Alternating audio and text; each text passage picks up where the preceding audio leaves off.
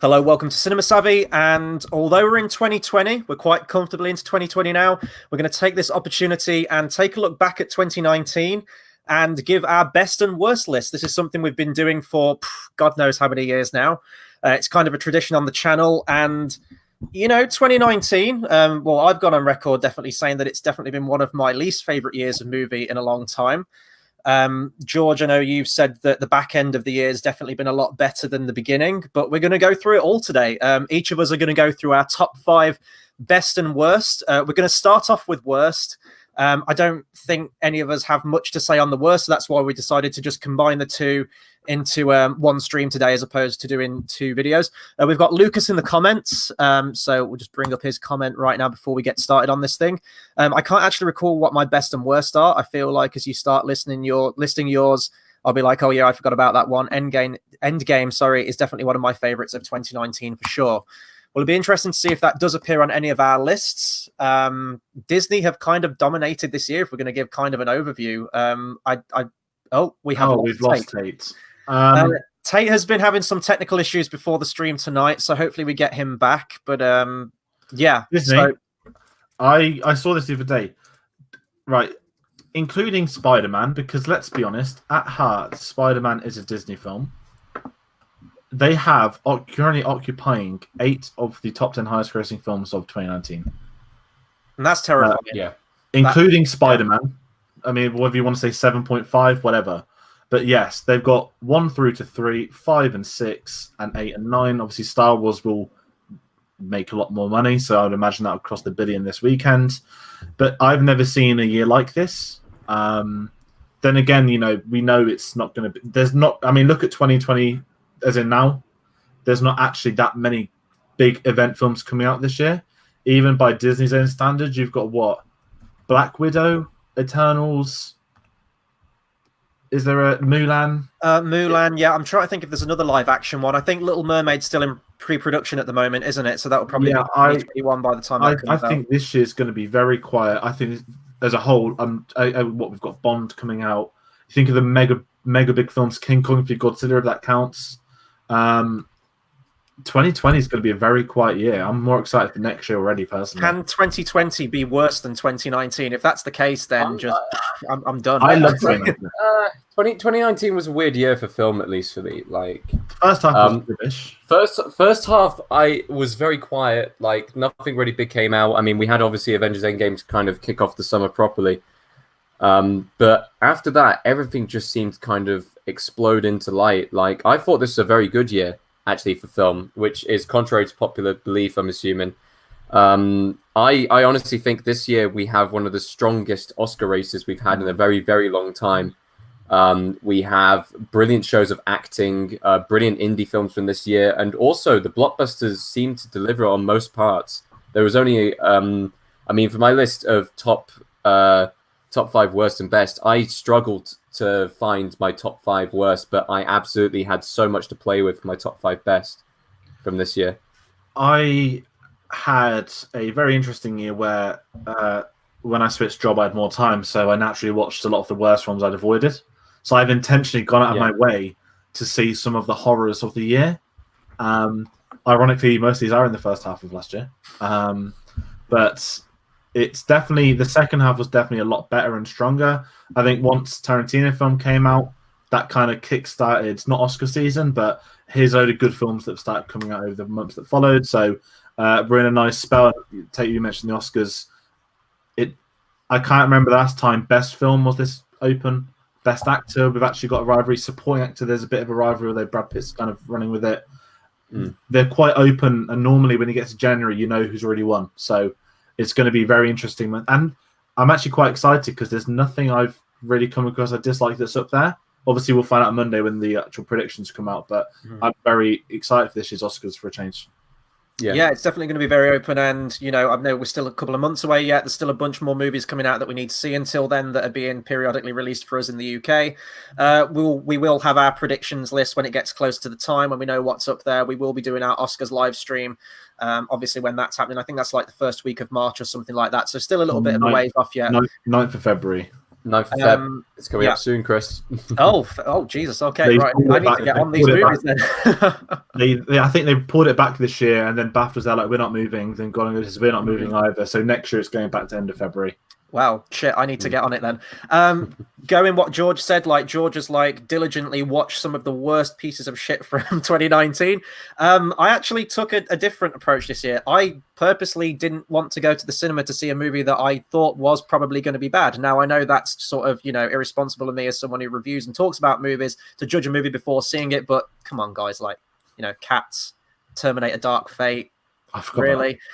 So on my list anyway, like this is actually going to be good that we're going to have 3 of us on here. We're going to have 3 hopefully very diverse lists. You'll see some films probably on Tate's and George's list that won't appear on mine purely because I haven't seen them yet. I haven't seen Jojo Rabbit. Obviously there's been some big hitters as well, which either haven't been released for us in the UK yet or have had a limited release, or that I just haven't seen yet, such as 1917, Uncut Gems, Parasites up there as well. I haven't seen them. As they are for all 2020 in the UK. They are all 2020 Every movies. film there is 2020. So Jojo's not on my list. Unfortunately, it came out on New Year's Day, so we're a day out the window. And same with Parasite. Parasite comes out in a few months' time, even though I've already seen it, and it is phenomenal and would very easily make my list. We go by the rules of UK release date, and that is wide release, not limited release. So obviously, me and George have seen limited releases this year at the London Film Festival, but some of those films that we've seen do not count because they have not had a wide release yet.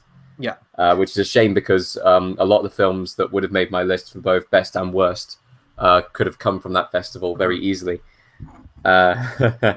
So I guess we should get started then. Yeah, let's go straight into worst then. So we're going to work in the order of me, George, Tate, so the same order that you're watching on the screen right now. As I've said, there's a lot of bad films that I haven't seen, so there are probably a lot of objectively worst films out there than what will appear on my list, but I'm going by what I've seen. So number 5, we're actually kicking off with a Marvel film, and it's Marvel by name, Captain Marvel. I thought this was an absolutely miserable experience at the cinema, and I think it was highlighted even more so that it was sandwiched between arguably 2 of the best of the MCU. It felt so dated, lifeless, by the numbers, and is actually to this day the only Marvel film that I've actually fallen asleep for 10 minutes at when I went to see it. There was just nothing going for this movie. It was lifeless. I think the only thing that I enjoyed about this movie was digitally de-aged Samuel Jackson. I think that was the only saving grace of this movie for me. Brie Larson, I'm sure she's got her fans out there. If you're a fan of, I was going to say The Room, that's different. Was it just called Room or whatever it was? Yeah. She is like one of the least charismatic leading actresses I've seen in a long time. There's just no gusto. There's no oomph. There's no enthusiasm in any of her performances. In person as well, I don't know. I've never met her in person, but from what I've seen, she doesn't seem like a very nice person in person either. And it was just a miserable experience. And if they're going to push for this character to be like one of the new poster boys of the next phase of the MCU, then God help us all. I'm done. And I'm glad that she didn't overshadow Endgame as well. Number 5 is Captain Marvel. I thought it was miserable. I mean, here's the thing about Captain Marvel, at least for me. It is like the mid kind of phase, that second phase of Marvel films where we had a bunch of very average Marvel films. I put it on par with the first Ant-Man. No. Definitely the second Ant-Man. Second Ant-Man. No. Yeah, I would. I genuinely would. The story was lackluster. Yeah, sure. The performances weren't exactly the best, but it's a Marvel film. It's generic action. It's a generic storyline, and it's that cookie cutter mold that they'd used for previous years, which they just applied to this year. Was it the straw that broke the camel's back? I'm not quite sure. People are still going to go and watch Marvel films because of it. People didn't overwhelmingly give it negative views. Is this Captain Marvel, right, man? I'm lost. This is Captain Marvel. I'm talking about. Didn't it make like 1.2 billion? It made a lot. No, yeah, it made a fuck ton of money. It still made a lot. It still has just because it wasn't the next Black Panther. It wasn't like Infinity War. It wasn't like Endgame. No, it wasn't even Far From Home, which was actually a decent film from this year. It was a normal cookie cutter film from Marvel. Yeah, it was standard. I just saw it as like the average Marvel film. It's not. It's not bad. It's not great. It's just been released, and you kind of have to watch it to carry on. That was my thoughts going into it. I didn't mind it, but it's my least favorite of. Was it 3 Marvel films this year or 4? 3. I preferred Shazam to that too. And they're the same character's name. But no, I get what you mean. I can see why it's on this list. My number 5 is a film that a couple of years ago I'd been buzzing to have watched. It's Lego Movie: The Second Part. I wondered if you'd have this on your list. It when I went just through got it. in. It just got it scraped in. It's like a 50-50, coin toss. The first Lego Movie is probably one of the most sort of rejuvenating films, original concepts. You speak about Spider-Verse, you speak about, oh my god, this is a new style of animation. Felt that of the first Lego Movie. Then we had Lego Batman, which was so much fun. Carried on, very interesting sort of. It was just Batman, wasn't it? In Lego form, it was great to watch it. Switch brave, have a good time. Then Lego Movie 2. The trailers did nothing. Lego kind of not gone down in my estimates, but did anyone watch Lego Ninjago? Yeah, I did. Yeah, Did you really enjoy it? it was No. okay. I've not seen it. Yeah. It's That one more than any of them was probably the one most aimed for kids, whereas the others Yeah. are more family films with the humor.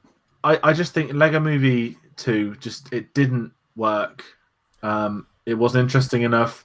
Not you weren't bored of the characters, but there was nothing really to progress, and also adding in the real life angle, because you knew that at the end of Lego Movie, which was the big twist, it kind of lowens the stakes, knowing that they're just going to cut to them being humans when they need it. Nothing personal, just personally, it didn't work for me.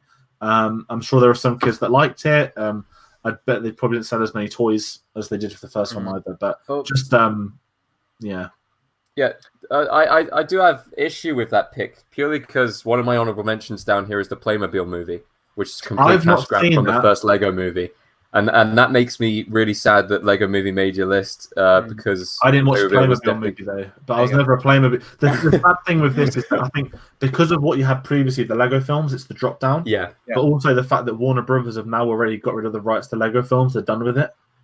Yeah. I forgot which company picked them up, not Disney for a change. But yeah, the Lego's already done. They've already Warner Bros. Said cheerio. They've sold the rights. I think probably Lionsgate or Paramount. At least we have the first one and Lego Batman. Exactly. Yeah. I'd have never thought the first one would have worked, but it didn't. It was wonderful. I think for me, I still really enjoyed Lego Movie 2. It's kind of, I don't know, you guys probably hate it, and might not. No, be I actually quite like Lego Movie 2. No, the thing I that I'm liked going to it. compare it to, it's like Kick-Ass 1 and Kick-Ass 2 with me. Yeah, I see that. I still enjoy Kick-Ass 2. I can still perfectly watch that movie and enjoy some parts of it. But when it's going up against that original, and like this is what Brinsley says here, no one expected Lego Movie to be as good as it was. Exactly.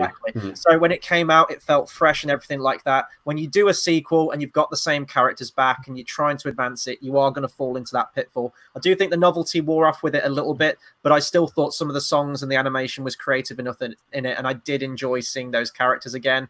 Although it did pale in comparison to the first. So I'll agree with that. But whether it's one of the worst of the year, but hey, that's your list. We've all got different. It's all good. So and I'm sure there is going to be a complete divide down the podcast for this one. At my number 5, I have what could easily be the most disappointing film of the year, which is The Rise of Skywalker. Dear God, I let out a sigh at the end of this film, and my mate who I went to go see it next to me was giddy with joy because he loves Star Wars. Doesn't matter what media it is, doesn't matter even if it's just not what you wanted and not what anyone could have expected. This film sadly made me like The Last Jedi more. It made The Last Jedi look. It made The Last Jedi better. It made The Last Jedi a better film. Did it?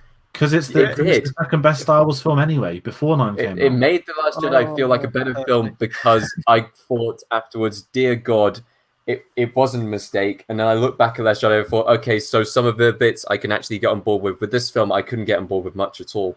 This film was just all over the place. It didn't know what plot line it wanted to follow, didn't know what the lore of Star Wars was and where it wanted to take it in the end.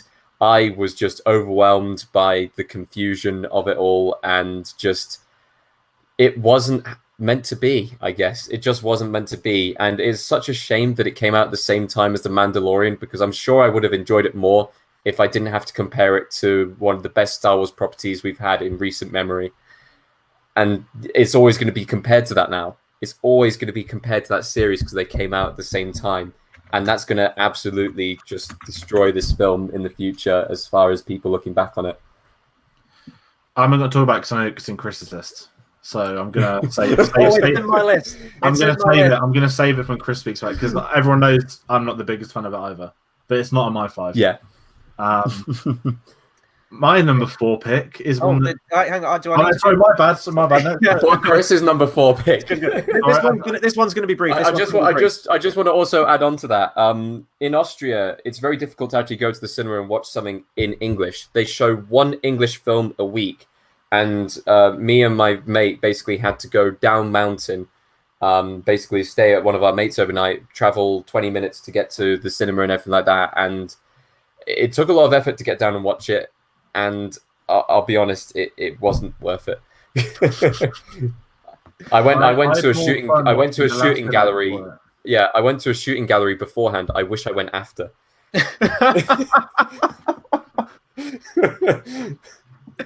Moving on to number 4. This will be the first of many live-action Disney films on my list. But number 4, we're going in with Dumbo. Tim Burton's magnum 2019 opus. This is just bad. There's no shred of creativity in this thing at all. And you know what? Like, Tim Burton, one of the most visually interesting directors out there, both in person and in terms of his films. There are certain scenes from Dumbo that I was kind of excited to see his take on. Like, I knew the film was going to be bad. You take a film that's about an hour long in the animated version and you pad that shit out to like an hour and a half to 2 hours. You're going to have lots of just nonsensical stuff in there that doesn't have any place in the core story of Dumbo. But the one scene I was looking forward to was Pink Elephants, because I thought, that is already one of the most traumatizing, nightmare-inducing sequences in any animated feature ever. If anyone can do it justice, it'll be Tim Burton. And it was boring. It was nothing. It was like a 10, 20-second scene, and it was done. And there was nothing memorable about this film. Pointless focus on human characters. It was kind of like the Transformers movies, where the focus wasn't where it should be. And I know George has similar thoughts on this film, and he says it perfectly. In fact, I should pass over to him. It feels like, what was it, a Tim Burton film trapped in a Disney film, or a Disney film trapped in a Tim Burton film? It's both. It doesn't. It's one of the two. It's Disney trapped in Tim Burton. It's Tim Burton trapped in Disney. It just didn't work for either part. It's not on my list. It wasn't far off it. It has Eva Green in it. It has Dan DeVito in it. I still haven't seen it. It's got such a good cast as well. That's the sad thing. You've got a great cast. You've got until they go to Tomorrowland, you've got great sets. But yeah, just the content. And Dumbo was cute. I'm not going to lie. It's just another case where like the animated one has way more charm, memorable scenes and heart to it. Even take the racist crows out of it. It was a different. I was going to say the racist crows, Jungle Book or Dumbo. I don't know which one. Yeah, it's Dumbo. But it was 1940s. Like, I'm not condoning it, but it's fine. And I think those characters are still pretty cool. They have like the most memorable song in the film, and I think those characters are cool. I understand by 2019 standards why they probably wouldn't be in the movie, but there was just nothing in this film. Like the story itself and the human characters, I was just done. It was just boring. There was nothing to it. I didn't watch this film in the end. If people throw their minds back to when me and Chris did this as a joint review for another film that may be appearing on my list, I watched a film. Chris watched Dumbo. We both said that we wouldn't watch the other one because they were so goddamn awful. But it's okay because I know that film's going to be on. It might even be on your list. I know for a fact it's going to be on George's one. Oh, it's on my list. Don't worry, it's on my list. Okay, that's good. Which film? Sorry. It's Hellboy. Whether it is or isn't, we'll find out. But number 4 pick. Don't worry. Let's keep this trucking. My number 4 pick is a film that. So when I work at home now, you guys know I just sit there basically on Netflix in the background. And I was able to catch up a lot of bad films from the year, a lot of good films of the year. Yeah. And there was one that came out the day I watched it, not intentionally. It was just, the problem with Netflix is you go on the homepage, it starts a trailer, and you can't stop the trailer. It just plays it if you haven't moved. And it's got Matthew McConaughey in. And it's one of them interviews with Zach Galifianakis, whatever it is. And it's like, it's the Funny or Die sketch. And apparently they made a film. And it's called Between Two Ferns, the movie. Now, this was, without a shadow of a doubt, one of the worst films I've seen of the year. The only reason it's fourth or not first on this is because of Matthew McConaughey. We're talking decades and whatnot. I'd say he's probably the best decade with Leonardo DiCaprio. You've had The Renaissance, you've had True Detective, his Oscar win, Interstellar, some really good stuff. Watch Gentleman, it's in cinemas now in England. Then I do just want to point out he could be up for a Razzie this year for Serenity. I've not heard of Serenity, but okay. Anyway, he's in the first scene, and then it's like, oh, here's a road trip about the character you don't like from Between Two Ferns, and here's every sort of celebrity we can chuck in this that doesn't really want to be in it. You can tell that I don't even know if it was money. Were they in the area and they just said yes? I don't know. Do not watch it. It's on Netflix. I thoroughly regret that Friday morning. A sketch that's gone out of hand that should never have been made a film. It reminded me of film. Oh, you've seen it? Oh, Christ! I've seen this film. This film is so bad it's good. No, it's not honestly, even that. it is. Honestly, it is. It is so bad and so awfully written that I was laughing at how bad it was. It didn't make my top 5 worst list purely because I was laughing so hard at how bad it was that I couldn't bring myself to putting it on my list. It's a fun watch. I would massively disagree. There's one funny moment. There's someone drowning, but I just you ain't getting an hour and a half back. You watch his 1 or 2 good sketches on YouTube that'll have you covered. But yeah, that's my number 4. It's like George turned into me for a second. He's like, the film's bad, but the one good scene's where someone fucking drowns. It's like me speaking there for a second. Like, it's one of them. You know. Oh god! Now we move on to the section of films that shouldn't have been made, and the film on this list that shouldn't have been made, but is still quite a beautiful film, is Lion King 2019, and I have to put 2019 at the end because I can't compare this to the previous one in any way, shape, or form. Look, the film itself is beautiful. I have nothing against the voice acting, but dear God, the characters have no emotions at all. You cannot generate emotions that they had from the original Lion King with those bright, bold eyes onto a realistic animal. You can't have "Can You Feel the Love Tonight" being sung in the daytime, and you cannot have Scar talking like a fucking slam poet. Be prepared. That just can't happen. I'm sorry, but it can't happen. The film is beautiful. I cannot deny that. It should win awards for how beautiful it is. It should also win awards for the fact that it shouldn't have been made. It just shouldn't. And if it should have been made, it should have been made better with like realistic, like not realistic eyes, but actual emotions in the computer generated characters. It should have been done with humans in like a CGI cat outfit, right? Yeah. This is one of 2 cat films this year that Disney made that shouldn't have been made. Oh wait, no, Cats wasn't Disney, was it? Not yet. No, it probably will be before too long. Who did make Cats? I don't know. Who do we need to burn down? Are we talking the studio? What studio do we need to burn? I will have a look if you guys want to stall for time. Please tell me what studio we need to burn down for Cats. Just Lion King, look, I have to give it credit for where credit is due. And it is a stunning film. The cinematography is breathtaking, honestly. But it shouldn't have been made in the first place. And, like, I just felt bored watching it. It isn't the same as the original. And this generation's going to grow up thinking that this is the better Lion King because they haven't seen the first one. And that's terrifying to me. Okay, production company. It'll be production companies, right? Yeah. Cats? Yeah. We've got Working Title Films and Amblin Entertainment. I'm guessing because Amblin's the Spielberg studio, right? So I'm guessing that's because he was originally going to make it way back when, and maybe he's still got some kind of ties to it or rights to it. Maybe I don't really know. Yeah, and Universal really like distributed it, which is also in the sort of Spielberg. Okay, I'm blaming Universal for it because they should have seen it and just gone. I just remember. I know we're off topic, but that first trailer when it's like directed by Academy Award winner Tom Hopper. Here's the films he's won. And then trailer 2 was like, we know this is going to be rubbish now. Let's not take his name off it. Let's just look how nothing will top the Ricky Gervais. The world discovered this year that James Corden is a fat pussy. That moment, there we go. There's Cats. The joke that came after wasn't that funny. It's Golden Globes. Yeah. But that James Corden one was just perfect out in the middle of nowhere.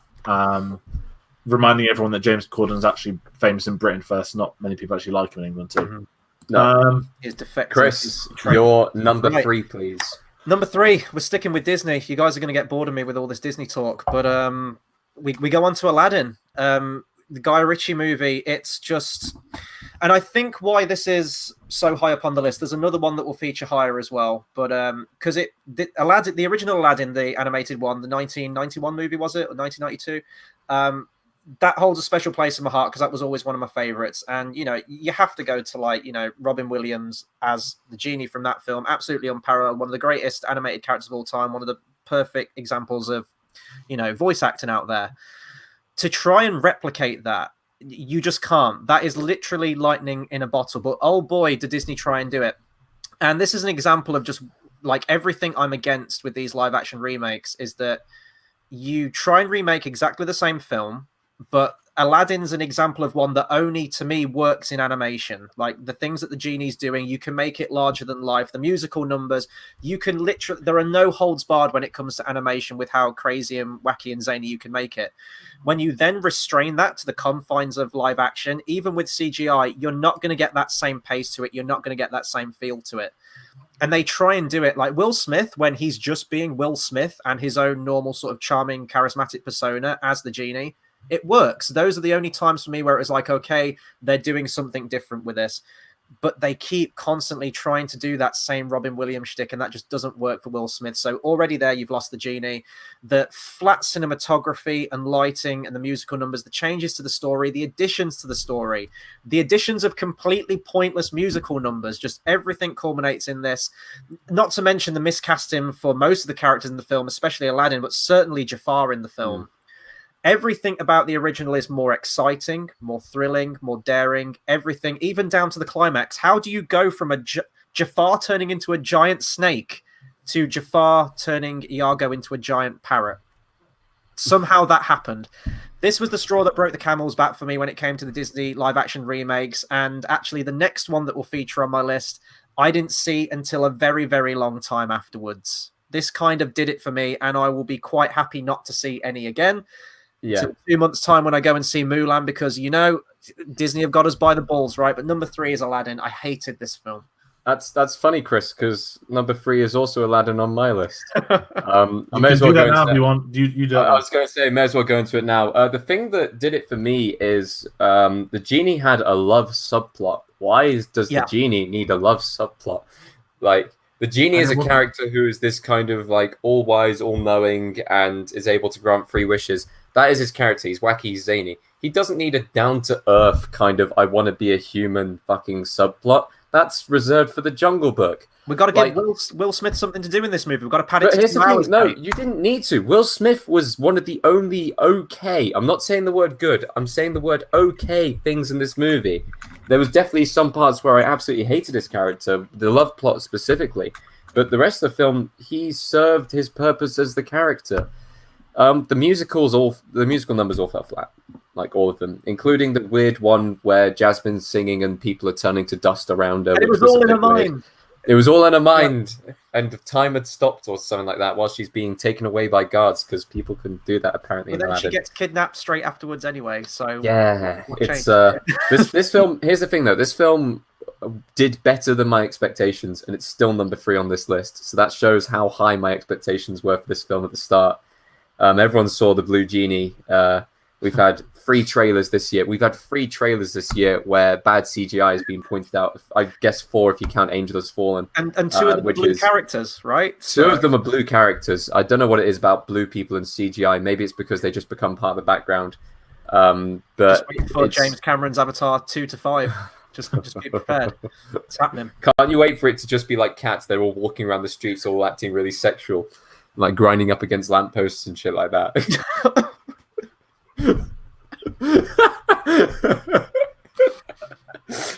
Oh boy! It's not going to be on my Cats isn't going to be on my list because I haven't seen it. But like, part of me really wants to see it now. Like, I really want to watch it, but I've seen that people that watch it to love how bad it is are genuinely traumatized from watching it too. I've seen 20 minutes worth of clips from it so far in total, and I actually counted up the amount of clips because I wanted to know if I kept my sanity. including the first 5 minutes of the film, which I watched and then just decided I can't watch this right now and turned it off. This film is going to win probably Worst Film of the Decade award over Movie 43 somehow. I don't know how it's going to win that over Movie 43, but it's somehow going to win it. And it's like one of the last films released of the decade. And even though it may come with recent memory bias, I genuinely think that it deserves that place from the 20 minutes that I've seen of it so far. Like, honestly, if I'd seen the whole film, it'd absolutely be my number one. I can guarantee it. I see people defending it, going, "Oh, it's not that bad. Oh, you got to get on board with it and everything like that." And it's just like, why are you getting on board a ship that is on fire and like sinking? What's the point? Tate, you had me at grinding on lampposts. Like, I'm down. Let's do it. Sorry, it wouldn't be lamppost, would it? It'd be grinding on Mother Tree, wouldn't it, in Avatar? Oh. I remember the tree. Yeah. Right. My number 3. Probably would have won.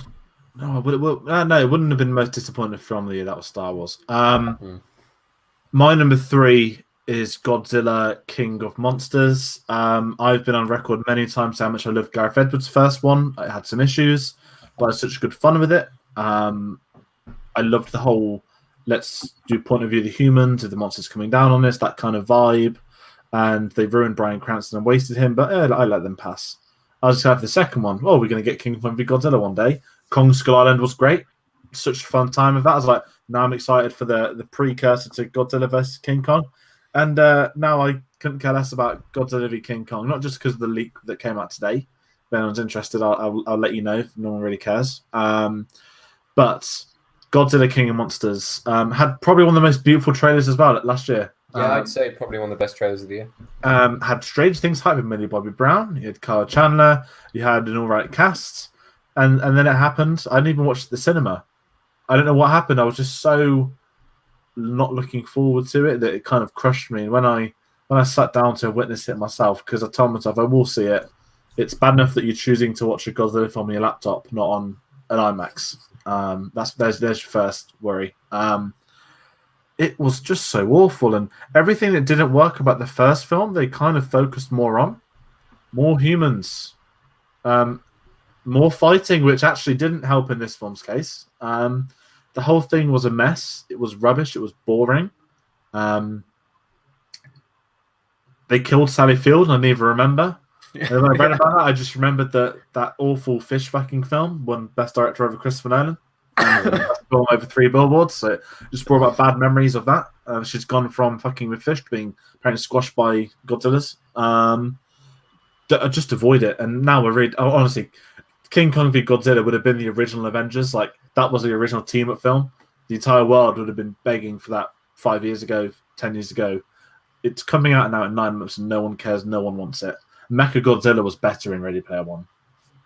Yeah. Godzilla King of Monsters was actually on my honorable mentions list for worst. It was my only honorable mention because all the other ones I just didn't go and see. It's one of the most incomprehensible movies ever. Like you want to latch onto the action and take in the spectacle of seeing all these monsters fighting on the big screen, and it's like Justice League or Batman v Superman. It's rainy, it's nighttime, the camera zooms in close, it's shaking around all over the place, so you can't even take that in. Yeah, and it felt so long as well. I don't know how long the movie was. I think it was over 2 hours, but by God, it felt every single second of it. Didn't make my list, though, but it is on honorable mentions, so. Okay, Chris, you're up next with number 2. Okay, number 2 has already been mentioned, but I'm going to rip this film a new one. Star Wars The Rise of Skywalker was going to be on there. I'm surprised it wasn't number 1, but at this point for me, quite controversially on the channel, I know, the damage was already done for me. Like it was the first Star Wars movie where I can wholeheartedly say I'd have been fine not going on opening day or even waiting for like DVD. I only wanted to see it out of pure obligation. Because, you know, like everyone's going to be talking about it. It's going to be one of the most talked about movies of the year, for better or worse. Guess what? It's for worse. Just everything about this movie. Like, I'm not going to like come down on thunder and say like this film completely ruined everything for me. Like it pissed me off. Like I'm angry. I hate it. Like I wasn't. I felt nothing but pure apathy for it. And in a way, that's kind of worse that I have that effect with it. It's one of the most slapped together scripts I've ever seen from the writing talents of J.J. Abrams and that guy who wrote Justice League and Batman v Superman. everything. The plot makes no sense. It's just a mindless fetch quest for like the first half of it, and it does suffer from that problem of, I mean, we've talked about this at length on the channel already. The tug of war direction between JJ and Ryan Johnson fighting over this creative vision. That here's the problem though. Like, yeah. I don't know who would have been better to finish this film though. I feel like Ryan Johnson probably could have done a better job with it. Just fucking shoot me if it's like between JJ doing it or Ryan Johnson. Honestly, like. Maybe it would have been interesting to see Ryan Johnson do it as an experiment, because his middle film essentially went nowhere, so he'd have to think on his feet and come up with something completely new. Because coming up with something completely new is not in JJ's job description. This is the fact that Palpatine's back. I can say that. I don't care about spoilers. Just literally every moment of this movie is either fan service or just doesn't make sense in the grand scheme of things. And inherently why it's number 2, and it's not like the worst film out there that I've ever seen, not even of the year, but the fact that it is meant to be the end of the Skywalker saga. It is this culmination of not just this trilogy but the end of this saga, and you go out on such a whimper. And not just that, but it also contradicts and ruins character arcs from not only the prequel trilogy, what it was setting up, but inherently the original trilogy. And if you're going to betray stuff like that or ruin things that have been set up for that as one of the most beloved film trilogies of all time, you've done something wrong. They completely dropped the ball with this one. This was their chance to kind of turn it around or course correct. Whether they could do that at this point, I don't know. Number 2's The Rise of Skywalker. Didn't piss me off, but just for what it stands for and ultimately how much of it dropped the ball at the end, it has to be number 2. I mean, I'm not the biggest fan of it. It's not on my list though. But I will kind of mention that 4 viewings down the line, the worst gets worse and the things I like get better. But it's the weakest of the 3. It's the weakest of the Disney era. And it's a mess. But also, can I please add, any Raiders out there, you're the worst thing about the entire film. Because they got what they wanted. Now they're giving direct abuse to Adam Driver's wife. Yeah, being at the Golden Globes with her husband. Let that sink in. So now the problem with Star Wars is they've now obtained new fans that are ironically the worst of them all. But hopefully they'll be going after this year. But no, Rise of Skywalker was. If we did a disappointing list, it would have been my number 1. I don't think it's bad enough to. It's like sort of like mid-table for me. That's why I made it number 5 for me. Yeah, I just. Yeah, I mean, I know I'm the only Last Jedi fan on this channel, but can you imagine somebody that loves The Last Jedi to end up seeing this? Yeah. Everything that was beautifully set up was kind of dismissed. But no. Yeah, as Kylo Ren once said, let the past die. The future is the Mandalorian, and apparently quote the high era, or whatever how that means. My number 2 is definitely a film that no one wanted, that no one probably watched because it bombed. So you have Thor Ragnarok. You've got this really good director called Taika Waititi, and he's renovating cinema. Christian Bale is desperate to be in a film with him, so he's going back to do Marvel. And Chris Bale said he'd never do a comic book film again after being Batman. You got Taika Waititi. What's his best? Well, his stand-up film, I guess, on paper is Thor Ragnarok. What do you have? Tessa Thompson and Thor. Okay. And you're going with that for a second. You know what'd be great? If we make a Taika Waititi film without Taika Waititi, I present to you Men in Black International, the film that cemented Taika Waititi as a legend because it was clearly all him is the reason it worked. Men in Black International, we had a choice many years ago. The company had a choice. Sony had a choice. Do you do the Jump Street crossover with the Men in Black, or do you reboot it with someone new? They picked the wrong answer. Because at least Jump Street doesn't take itself seriously. This wanted to be a comedy. This wanted to take itself seriously. It wanted to be a new franchise beginning. Enter Liam Neeson. Enter Emma Thompson. Some big names. It was rubbish. I was thoroughly bored. I didn't think they could make a worse Men in Black film than 2, but they did. Men in Black 3 is just fine. It is what it is. It's okay. But, this was sad. This was really sad. We just had a comment from Brinsley, and I'm in this park as well. No one. I didn't watch it. No, they didn't. Away from it. It's so funny. I didn't pay to watch this too, so I'm gonna go out there and sue me if you want. I'll pay them the £8 if they really want it because they need it from the loss they made. But Men in Black International, I I'm still kind of trying to think about anything that actually might have happened in it. Nothing. It was just irrelevant. They're kind of the worst films, though, aren't they? Yeah. The irrelevant. just- The irrelevant. They're so when they're so bad, they're boring. It's almost They're the like ones- they've Men in Black flashy thinged yourself in the cinema screening. Like the film ends and it's just like, well, I've already forgotten it. Like I'm already. Yep. Yeah. And this I was want to go never. home and rethink my life, kind of thing. This was never. I'm working at home. What can I put on at the screen next to me? It filled the gap. No, it didn't. It just was something that was on the screen. And I watched this on the same day, back to back, with a film that's going to be my number one. So let that be known when we get there. Oh, I know what's coming then. I know what's coming. Lucas Ouch. says, yes, Men in Black International sucked the biggest balls in existence. A tragedy to the Men in Black franchise. Yeah. I don't know if it's a tragedy because the only one that I've liked out of the three was the first one. No, So- I like the third one. Third one's okay. Like, The third one's, I think, on like the time paper. travel part of it. On paper, the cast is there for this. On paper, Yeah. it's there. They obviously thought, not just to hype up Tayte, because I saw Jojo again this week, but he clearly is that missing straw of Ragnarok. Yeah. It's him. You know, Goldblum's back because of Ragnarok. Mhm. All this stuff is coming down to Taika. Like I said, Christian Bale's desperate to be in Thor. Natalie Portman's returning to Marvel because of one meeting with him. Actor Scarlett Johansson was with him as Jojo. Everyone's desperate to be in something. You know what? I think that's the best kind of director now is, yes, you've got your quality ones. And I think he's proven himself. But when you've got your Tarantinos, your Nolans, there's not a single soul that would decline being in these films to the rest. And I think Taika's got onto that level through reputation and madness. He directed The Mandalorian wearing pajamas on the set. Imagine being the guy at Lucasfilm that has to tell the bosses he's wearing pajamas. And he directed the best episode of their series, you know. To Men in Black International. I'm glad I didn't watch it because I'll be honest, it didn't really look like a film that I would want to watch or anyone. I only wanted to go to the watch. premiere. They didn't even do one. It was that bad. Brinsley says, and I kind of got this as well. I think it's from Hemsworth's character because it's like a very similar kind of comedy style to what he did in Ghostbusters. I had Ghostbusters 2016 vibes when watching Men in Black trailer. Yeah, one of the many reasons that I stayed away from it. But yeah, who's is it? Tate's number. It's 2 my go now. Yeah. And the only reason why this isn't my number one pick is because this film didn't offend me. I knew it was going to be shit going into it. I watched it. It was shit. I let it go. My number one, when I come around to it, I think I distinctly remember being extremely angry during the review. But this film, I was just like, it is what it is. It's a shit film, and that is Hellboy. This film... Number 2. Huh? Number 2. Number 2, Hellboy. There's a film worse than that. Oh, okay. There is a film worse than Hellboy. The film worse than Hellboy that angered me.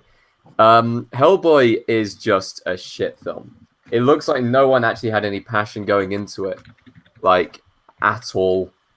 Like, they thought, do you know what? Who's popular right now? Dave Harbour. Let's bring him in because Stranger Things, and he can be the main character. Doesn't hold a light to Don Perlman at all. Doesn't hold a light to any of the films that were previously done. Won all the Golden Army. This had some really shitty CGI in it. Some probably the worst of the year that I've seen. I'm talking like King Arthur: Legend of the Sword kind of shitty CGI in this film. It was just god awful. I can look back on it now and laugh purely because I was like, dear God, I actually went to a cinema to watch this. I paid money for that film. I gave money to the studio for this. I could have waited and watched it at home, but I didn't. I went to the cinema and watched it. And they're probably sat at home fucking laughing at themselves on the measly amount of money that they made off it, if they made money off it at all. And I've just let it go. That film was shit. It probably should have been higher, but dear God, a film pissed me off so bad that it's the number one. So there you go. And now I guess they've kind of killed the Hellboy franchise. Hey, they set up for a sequel. long time. They set up for a sequel. Oh, they in ain't the getting film. that sequel. It's- They ain't getting No, that no, no. sequel. I don't care how much levels of Stranger Things hype you have for David Harbour's character, but yeah, no, ain't gonna happen. Even David George, Harbour fans hated it. George, Just do you saying. want to go ahead and do your number one now? Because I'm guessing. Yeah. What honorable mentions though? Yeah. I have Fine, honorable fine. mentions. I will just do my. I'm gonna be very polite and put 1. I'll give it a half honorable mention. The honorable mention is Alita Battle Angel. get that disgusting paedophilic anime nonsense out of my life. No, thank you. On some reviews, I've actually heard some people say it was all right. Dude, seriously. No? I watched like a 10-minute clip of it. It looked good. You like anime though? Yeah. I'm sorry not to judge anime. I've got 3 honorable mentions. The other half mention is X-Men Dark Phoenix. Half mention, it was just sad.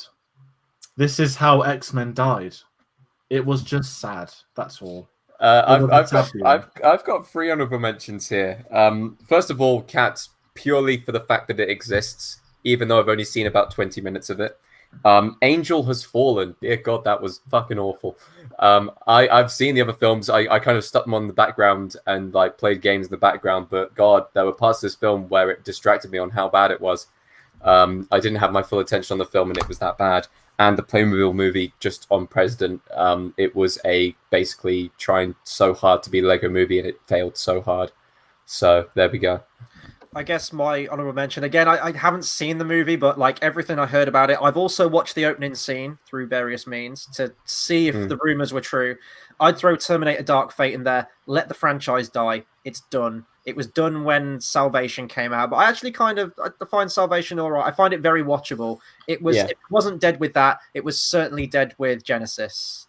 Can we just stop this? It's the same formula repeated, and they did my boy John Connor dirty in that first opening scene by killing him off just completely unceremoniously like that. As a sequel, as the touted sequel to Terminator 2, you completely betray your entire franchise, and especially T2 in that opening scene. Although I'm sure George is very happy about that because I know he wasn't the biggest Edward Furlong fan from Terminator 2. I just don't care about any Terminators anymore. Yeah, exactly. I've had enough. Franchise is dead. Same with Alien. Please Was just it the fourth attempt at Terminator 3? That's what I keep calling it. Yeah. They'll try it again in 5 years. This time, James Cameron will direct it. He's got one step closer. It's gone from saying Terminator Genesis is the original Terminator 3 to then producing a Terminator film to then directing one with avatars in it. George, did you want to do your number one? I don't mind. Just following on from Tate, mine's Hellboy. Now, I hadn't watched Stranger Things at this point, so I didn't have any connection to Hellboy. I've not even seen the Ron Perlman films. I have vivid memories of the Spider-Man 2 DVD having the Hellboy trailer on it. I just never saw it. I think I own it. I've just never seen it. Hellboy was one I wouldn't even say I'm interested in watching. It's never really appealed to me, but this is the typical let's make a film R-rated to appease the R-rated crowd, the 14-year-old teenage boys that want to look really cool by sneaking to cinemas when it's actually not that fun. It was awful. I wanted to watch this at the cinema. I say wanted. I was in America for the very first time. One thing on my bucket list was to go to the cinema in America. This came out the day after I flew there. And then I saw the Rotten Tomatoes score because they didn't let it out until midnight. I normally don't follow Rotten Tomatoes, but cinemas in America are more expensive than England, guys. It's like $19. So I politely declined and instead spent money on food. So I avoided watching it in the cinema. I ended up doing a double bill. I was like, right, I'm just going to get some really bad films out of the way. I saw Hellboy back-to-back with Men in Black International. What did you see first? Men in Black. What did you see first? Men in Black first. Yes. Okay. I can guarantee you now, you wouldn't have seen Men in Black if you saw Hellboy first. Because you would have been done. I didn't watch a film after Hellboy, I'll give you that. And luckily my left break was in the middle, so I had to turn off for an hour. It was, like I said, the trailers looked awful. It's got Mo in from EastEnders, Big Mo, Gary Oldman's sister, out of nowhere with a machine gun. Still don't know how that happened. This was just awful. It was awful action, awful CGI. I say the language is awful. I'm fine with swearing, but you know when a film's desperate to be cool by swearing, not that film. I just found it's just plain right awful. This is the worst piece of, I don't even want to say cinema. Martin Scorsese may call it a roller coaster ride. I would quite frankly call it the Alton Towers crash that almost killed all those people. Hellboy never was. Jesus. See, I've been reading the comments. Like a lot of people are saying, like it's not good. Like Lucas, for example, he says that he watched Hellboy on Netflix a few days ago. He enjoyed it as a shit film. As I was watching it, I was aware of how truly disgraceful the film was. Trust me, I found it enjoyably, stupidly fun, though. People may be like that. It's not that. It's no, it isn't fun. I can tell you now, it's not fun. I just remember a scene where like something happens out of nowhere, everyone just starts getting killed. Is that the troll scene where they go troll hunting and then suddenly the troll hunters are attacking him for some strange reason, and then suddenly the troll hunters are dead? It's weird. I hadn't seen Strange Things at this point, so again, oh no, I had, or had I? Apologize, I'd just seen Stranger Things, and I just pretended that David Harbour was in this. Right, so my number one. Again, it's probably isn't the worst made movie of the whole year, but it's my number one because I detest what this movie stands for in the current state of movies. In 1998, a little director called Gus Van Sant decided to make a shot-for-shot remake of Alfred Hitchcock's cinematic classic Psycho, with the line that he wanted to make it so that no one else would. Well, this is a movie that should never have been made, and it's Disney's live action or CGI rendering of The Lion King. To take a film as beloved as Lion King, as still beloved as The Lion King, it's still going on stage. Like, you know, kids and adults alike both like it. It's periodically released, whether it's in 3D or whatever, at the cinema every now and then, and it still gets a great audience. It was the highest grossing animated film before Frozen took it over. To make a shot-for-shot remake, the script's almost identical in every single way. Even the shots, the way that it's filmed, and the camera angles. This is the most lack of creativity I've ever seen in a film ever, made by the same company. They are literally, when you say like Disney are printing money, this is literally printing money. You can either go completely new with it, and you know what? It might be terrible and it might not be as good as the original. It won't be as good as the original because you're doing too much new stuff with it. But at least that's something. And you know, like I haven't liked any of these live action Disney films. Jungle Book's probably the only sort of watchable one out of all of the ones that I've seen. But at least as an example, in all of those films, to lesser extent, maybe Beauty and the Beast, but at least all of those did something new or tried to introduce something new. This is why Lion King is ahead of Aladdin in this, is that Aladdin was bad, but it introduced new stuff into the story. You had some new moments with like Will Smith trying to do his own thing as the genie when he wasn't trying to be Robin Williams. But to make the same movie, repackage it, re-slap a new skin over it, put it in cinemas, and just get another billion. I hate that. And if that is what Disney are going to do, that is not the state of cinema I want Disney to be at. A company that were once the pioneers of imagination, creativity, and originality, to see them slip into this now where they're just remaking their own movies. This gets number one, though, purely for its lack of creativity in every way. Nothing against the CGI, nothing against all the hundreds, I'm sure, visual effects artists that put this thing together. It's one of the most beautiful and almost photorealistic animated films I've ever seen. But here's the thing. You try and make it photorealistic. Tate already mentioned this, the lack of emotion in the characters' faces. This isn't live action, so don't try to make it live action. You're not using real animals. It's still an animated film. So go that extra mile, show that emotion in the characters' faces, make it animated and larger than life. They just didn't do anything for that. I avoided this film for so long and eventually caved and watched it. I started by watching a few clips on the internet just so I knew what I was getting in for. And maybe it's number one because The Lion King, I really hold it near and dear to my heart. It was on the TV in the UK a couple of weeks, I think it was last week, and I rewatched it. It's tremendous. It still holds up, and I guarantee that no one will remember this movie after this year is gone, but people will still go back and watch that original. Sadly, I think the younger generation will remember this movie. I truly think so, because for them, this is them seeing The Lion King for the first time, but what they don't realize is that there is a better version possibly out there. To a younger generation, like, honestly, my mum works in a school. She was talking about how kids had lunchboxes with the new Lion King on it, and I had lunchboxes with the old Lion King on it when I was a kid, and that is just crazy. That is, it's insane to have that kind of thing. I mean, it made $1.6 billion.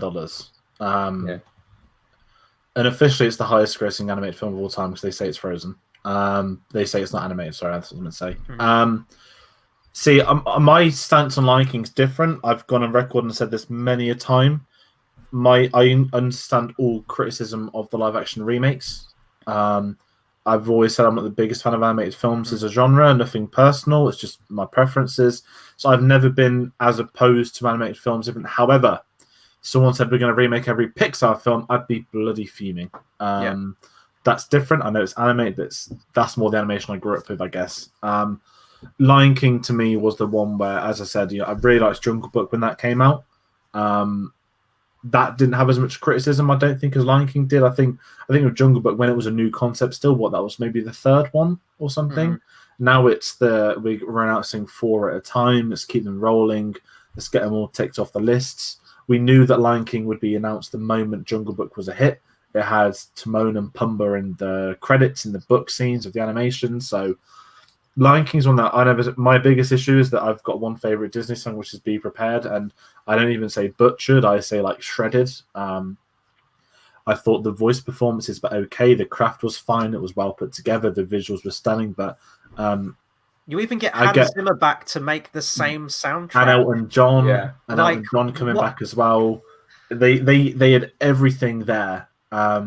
But if you're going out, my opinion is, if you're going out of your way to get the same composer, to get James Earl Jones back, to use the same lines of dialogue, to use the same camera shots, then just fucking watch the original. Like, if you're gonna do, if you are gonna make this new vision of the Lion King, then stick to it. Get a whole new cast, use a whole different soundtrack, just everything from the ground up, make it different. I think the issue at hand is that, and it's an issue of the film. They know that no one can do Mufasa except James Earl Jones. They know no one can do the soundtrack except for Hans Zimmer. So they bring them back because they know they need them. Ironically, I would argue that no one else can do Scar other than Jeremy Irons. I would also agree. I thought Chiwetel was fine, but he didn't have that sort of gravitas. And I know that they wanted an African American. I know he's British anyway. They wanted that to go with the cast more so than have that. I thought Bill Eichner was amazing as Timon. Yes, Timon. Sorry, I'm getting them all but anyway, no, I get all criticism of it. And my issue is, as I said, because I have the attachment to most Disney films, I'm not as opposed to them, but I would completely get it the other way around. But it's very interesting. But in jumping back to what Tate said about the parents thing, that I mean, kids these days, this is their Lion King. They probably have all seen it over summer. But the thing I noticed at all the screens I went to was that it reminded me of Force Awakens. It was a generational. Here's the parents that grew up with the Lion King taking their kids to watch the Lion King for the first time. It was to me a generational thing. Which is why the kids are going to love it, but the parents are going to hate it. I don't know. I think most sort of not to sort of stand out Facebook mums, but they'll that kind that sort of type. Yeah. But Lion King, it is what it is. I think for me, it's like this will be like the last thing I say on it. When you can remake certain animated films, I'm against it, but like I know that there is room to remake certain ones. Maybe if they didn't reach their full potential, or there's more to say. I think certain animated films, when they achieve such a cult status and an important place in cinema, Beauty and the Beast, arguably Aladdin, maybe Lion King, definitely, just leave them alone.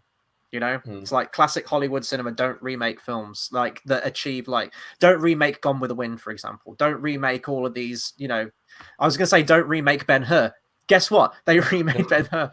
Actually, I think Ben-Hur itself was a remake. One thing I want to say about Mulan. Now, I've not seen the animated before. Right. Okay. From what I've heard, except the fact that the actress is an idiot who agrees with Hong Kong police against politics.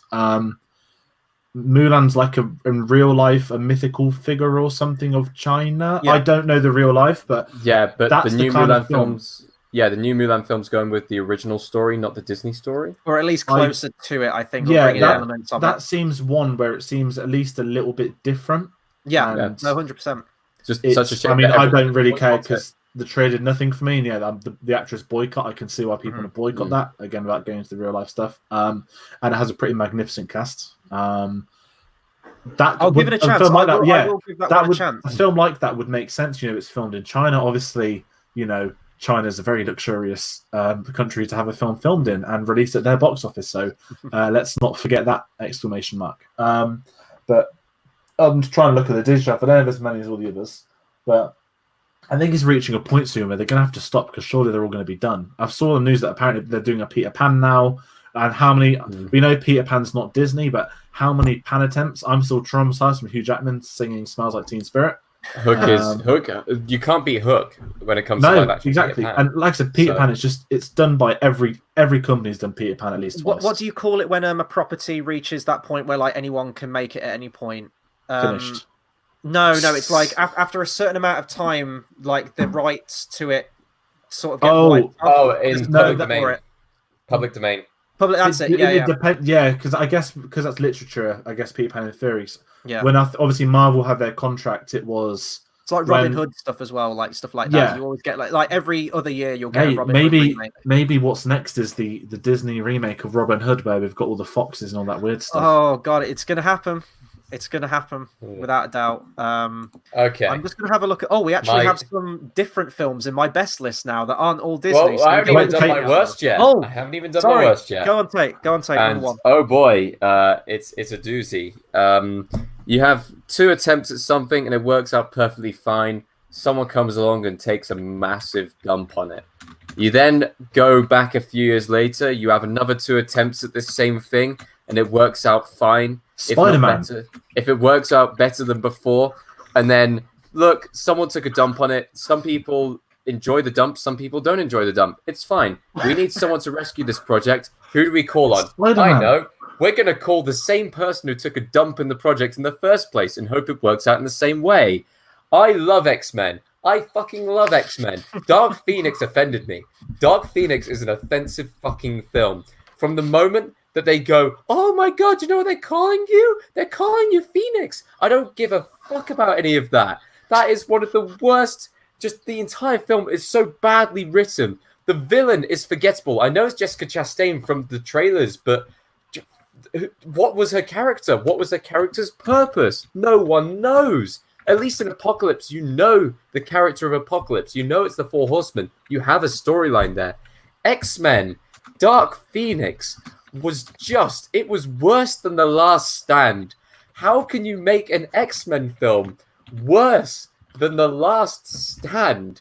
It's mind-boggling. All of the performances in it were bad, to say the least, even including Michael Fassbender, who's pulled out amazing performances in every single X-Men film. He had a bad day in this film. Same with James McAvoy. Awful performance from him. The worst he's done so far. All of the characters were just crap.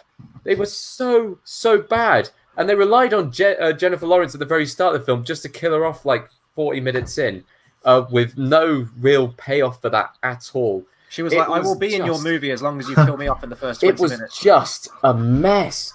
It was bad. And for anyone who says Apocalypse was worse, my God, no, it was not. It absolutely was not. Apocalypse had some great moments in it. One scene in this film was okay, and that was the train scene. And I am ranting on now, and I get that the point is taken. But at the same time, this film was the only film this year to truly infuriate me. Star Wars disappointed me. The other films shouldn't have been made, and that kind of made me feel sad. Hellboy was just laughing. But this film made me angry. It made me so angry. And I said that in the review, and it's been like 5-6 months since we've seen it, or longer, and I'm still angry about this film. And now I want to go into the top 5 best, otherwise I'll go on for this for hours. Chris's feelings on sort of going into episode 9 was like me going into X-Men, but the difference was that X-Men's been sold to Disney. We know they're dead. We know it's pointless. It's had reshoot after reshoot after reshoot. This was just watching this film was like watching a funeral, I guess. No, but like I don't mean it in that way. To obviously in the movie as well. Like, just, yeah. The scene where like Beast like slams a table. Oh, there's my anger done. But all the issues with this come from Apocalypse. Everything's so beautifully set up in First Class, carried on in Days of Future Past, directed by a pedo that's not in jail. I'm not going to forget it because Hollywood's pretended they have. No. Resulted in this. Apocalypse killed X-Men. All of your rage then was watching Apocalypse for the very first time for me. So I feel like a bit of a flashback here, but I had nothing going. If they made a new X-Men film tomorrow, that's probably how you'd feel about how we felt about this. Problem is, we have Logan, so Apocalypse was like the crushing disappointment of a AAA game title, and then Dark Phoenix was like some really bad deal epilogue slapped on at the end that you don't care about. The damage was done for me with Apocalypse. Like, if you want a good trilogy, watch First Class, Days of Future Past, Logan. Boom, there's your up to date X-Men. End trilogy. of the X-Men. Yeah, that's X-Men finished there. Like, it's just, yeah. Right. Should we talk about some good movies? Let's talk about some good movies. One final time, can we please mention that in X-Men, what was it? The last one again, Dark Phoenix. They're like 5 years younger than what Ian McKellen and Patrick Stewart meant to be 20 years ago. Yeah. Let's not forget that. What was the point in them doing it every decade? I don't know. So pointless. Let's talk about some good movies. I'm done with all these terrible ones. Let's just blank them from our mind. Your number 5. My number 5 is Rocket Man.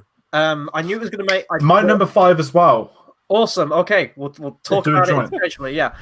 So Bohemian Rhapsody, Oscar-winning movie for lead performance. I enjoyed it. Bohemian Rhapsody was a good, fun movie, wildly historically inaccurate, and I'm not saying that Rocket Man is either, but I enjoyed it. It was fine. But this one was so much better. This one was a lot more creative in its approach. The fact that it was actually a musical was really refreshing. More creativity in that regard. The way that they interwove the story through the music, which is a sign of a good musical. And Taron Egerton as well, absolutely knocked it out of the park. Did all of his own singing as well. Obviously, he's not quite as good as the real life Elton John. No one is ever going to be, but I applaud his effort, and I do think he was solid all the way throughout. It's a film that I've gone back to multiple times. Like, I know with like us on the channel, like we pretty much just have to like watch a movie once usually. Sometimes we get time to watch movies multiple times. This is one I've periodically gone back to, and it hasn't got boring. I don't dislike it at all. In fact, it keeps getting better every time I watch it. It's a nice, easy watch. It's not like your sort of thought-provoking Oscar movies or anything like that. So that's why it's lower down the list than it potentially would be. It's just a really solid performance, well directed, and I don't know if they do keep pumping out these music movies, if it probably will get old, but I don't see it achieving the status that this did in terms of its creativity with how it handled the music. It's just a really nice film. Rocket Man at 5. Yeah, I kind of echo that. Rocket Man at 5 for me. This is a film where I'm going to actually talk very personally. I don't do it often. I just read my NDA for my old work contract, check what I can say and what I can't. This was the first film I've worked on. Obviously, I don't work in the industry anymore. Long story, very fun story. Anyway, so I worked in this solid for 3 months with the only company that worked on this film and the stuff we did, and it was busy for a British production as well. I guess that's the most I can say to that sense. But I had to learn Elton John songs, and he's someone I was vaguely familiar with. But when you had to learn songs, you become slightly attached, and then you start to learn respect. And I was really excited to watch this film. This was really anticipated for me for the year. This was the first ever film I saw that I worked on as well, so it took both those crowns. And I was pleasantly surprised. I didn't go in expecting much. And I was kind of took back at how great it was. I was expecting Bohemian Rhapsody version 2. Actually, as you mentioned, we got Taron actually singing as well. He gave it a go. That was a big thing. I know they kept making digs in the press that we wanted to hire an actor that could sing the songs, not mute them. I had a lot of fun with this. I thought it was well written, very well directed. And also, I've got a massive respect for Elton John for producing a film that was very happy to show his worst moments.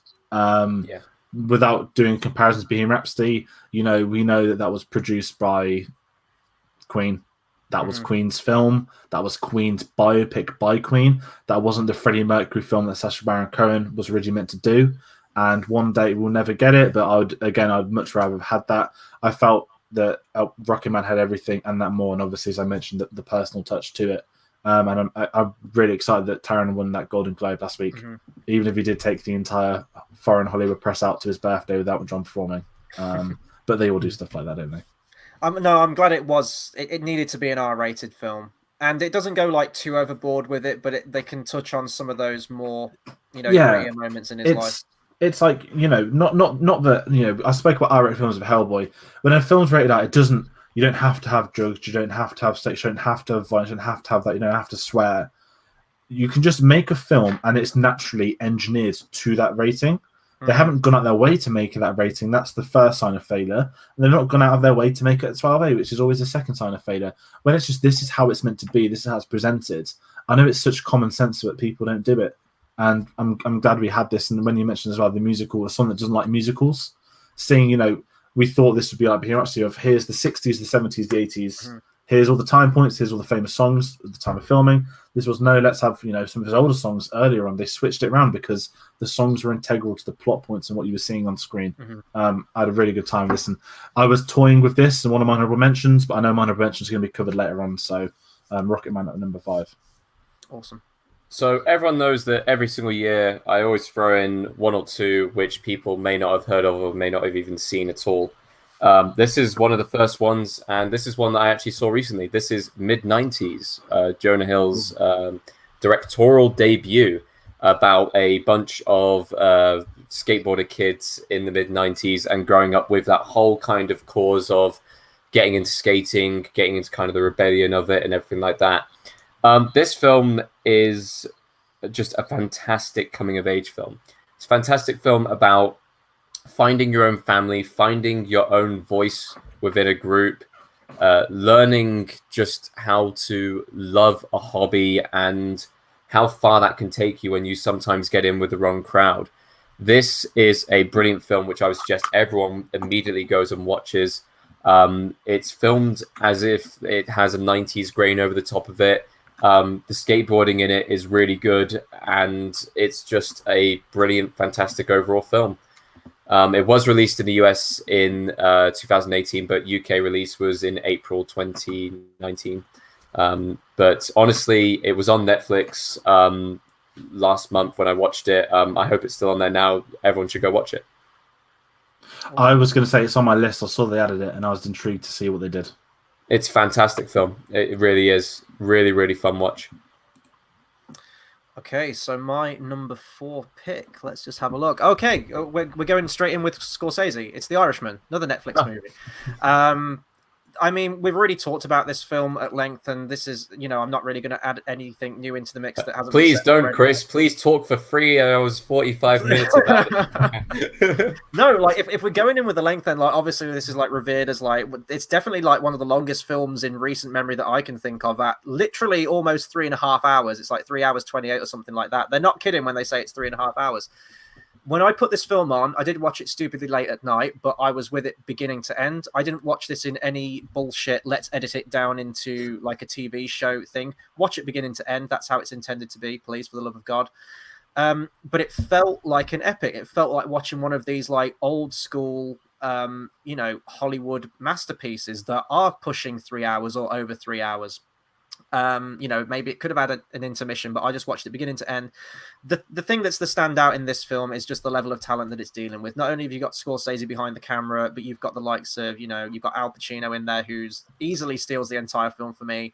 Robert De Niro, and you bring in Joe Pesci out of retirement. That's special in and of itself. And just to see these 3 absolute masterclasses of actors on screen together, these you know, legendary legacy actors of not just mob movies, but in movies in general, but just to see them all together is really quite special in that regard. And then going through like their points in their life. Yes, sometimes the CGI is a little bit off on the de-aging thing, but you kind of look past that because you're invested in the story and this character study and really showing just the process of age. Like, yes, it's a mob movie, but it does get really bleak towards the end when you sort of break it down of all the years that these characters have gone through and ultimately what has it led to and what have they got to show for it.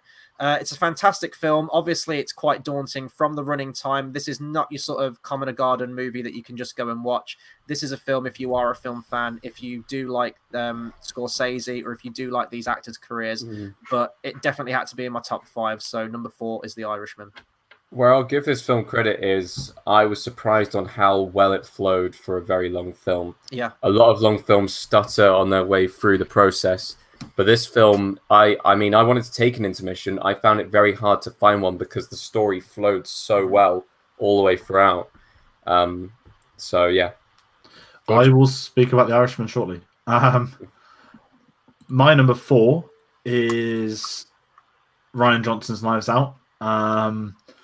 Perhaps one of the most enjoyable, pleasant experiences of the year at the cinema.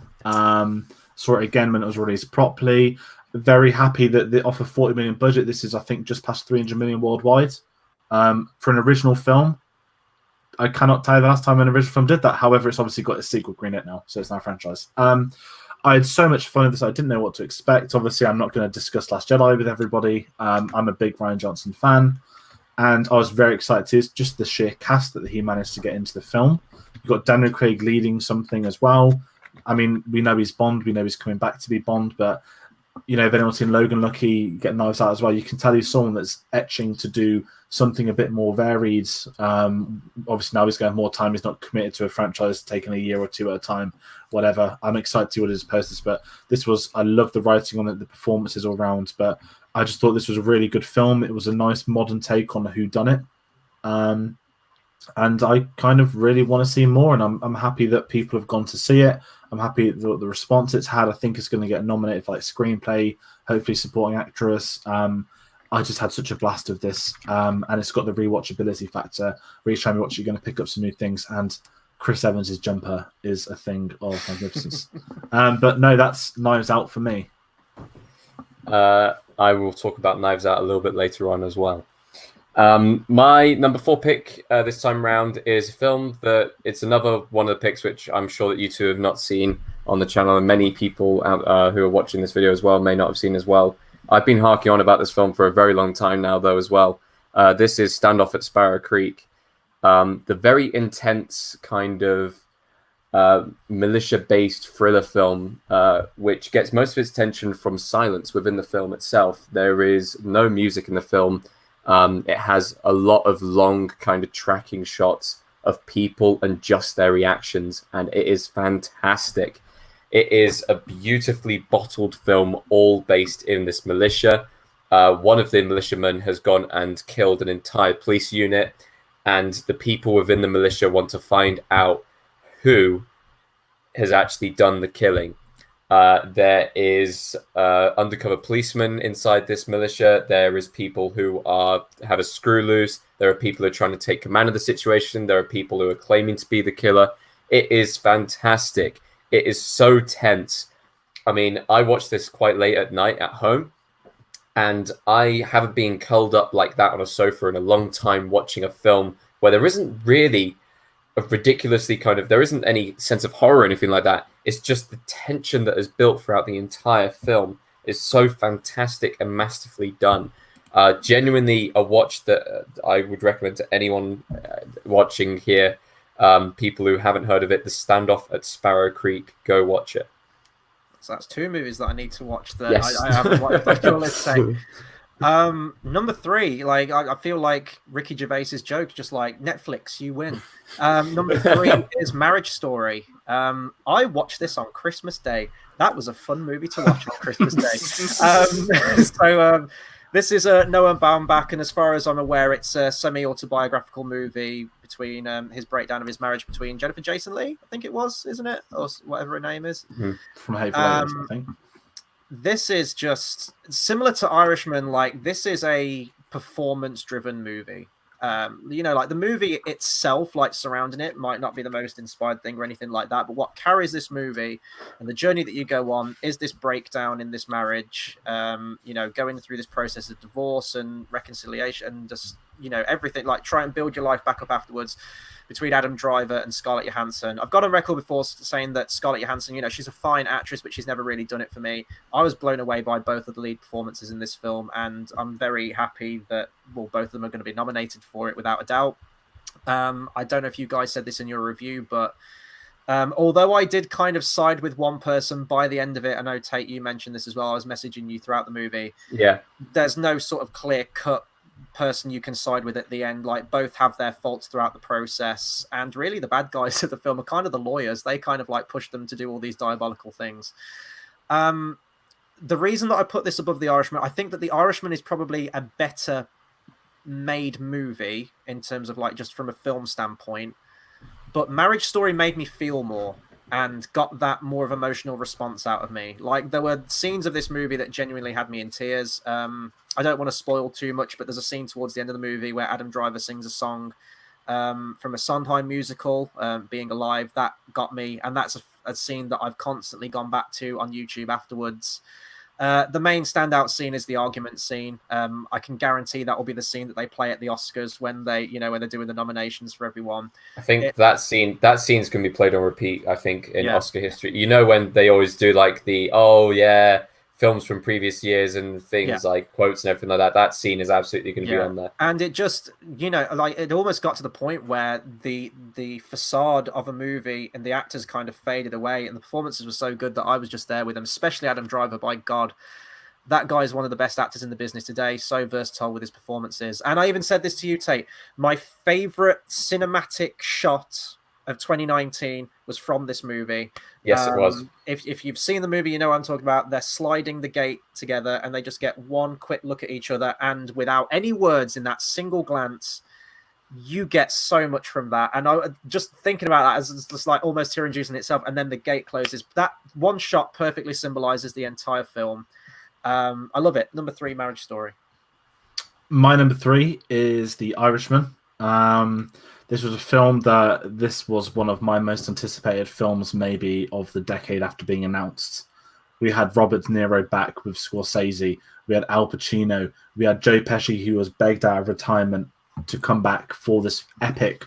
And this is an event film. The word event film is kind of thrown around so often these days. I genuinely feel like this was one, and ironically, it was on Netflix.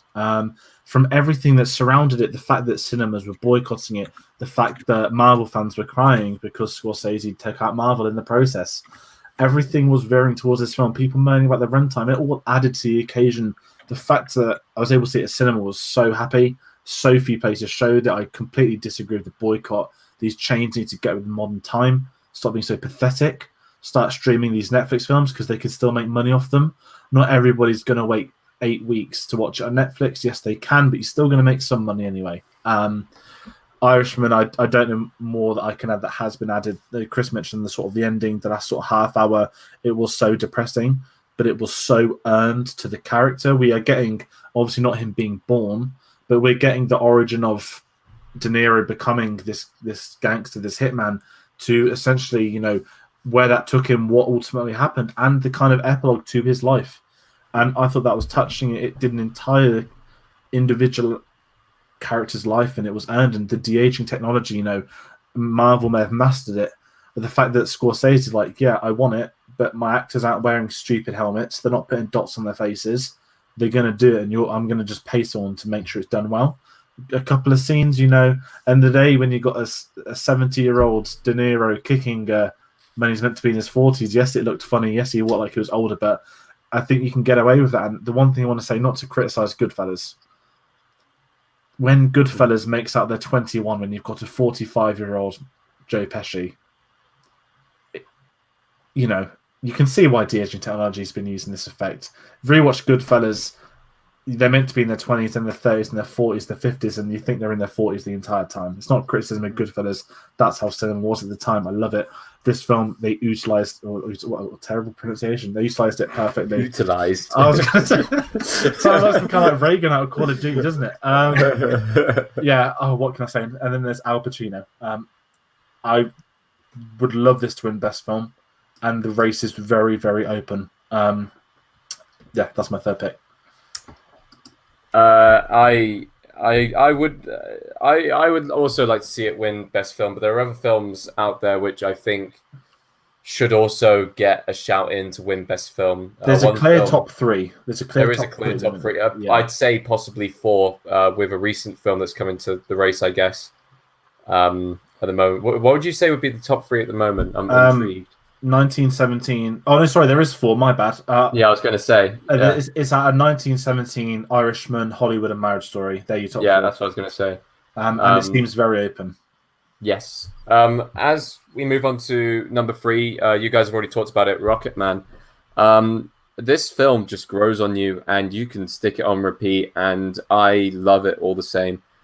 This was just a joyful film. It was a tear-filled film. It was a fantastic biopic about a man's life and the music that he made, and is so much better than Bohemian Rhapsody. And dear God, it puts it to shame. It truly does. It makes you look back, and at the time I thought, yeah, sure, Rami Malek deserved to win Best Actor. He did a great performance and everything like that. And I understand that he didn't sing the music, but at least his performance was good. This film makes you go, ooh, actually, do you know what? He really didn't deserve it at all, did he? And I'll be honest, none of the awards that it won, Best Editing, I mean, we all jumped on the back of that winning Best Editing anyway, even though it's some of the worst editing in recent Oscar film memory.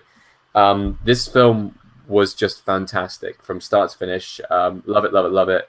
And I don't usually buy DVDs nowadays or anything like that, but this is definitely one that's on my list to actually get in DVD form or on Blu-ray form, or wherever I'm able to get hold of, just because I need this film to be more accessible in my life than it currently is. So number 3, Rocketman. Awesome. So, I mean, if anyone watched my top 25 films of 2010 to 2019, it's pretty much going to be spoiler alert for my top 2 from here on in. But my number 2 is Joker. I don't know what else I can say about this movie. My God, it's amazing. And I know that we had that sort of like 3-way kind of debate, which was great when we did our review on that. I'm still discovering parallels between like where the film ends up to how it starts, even now.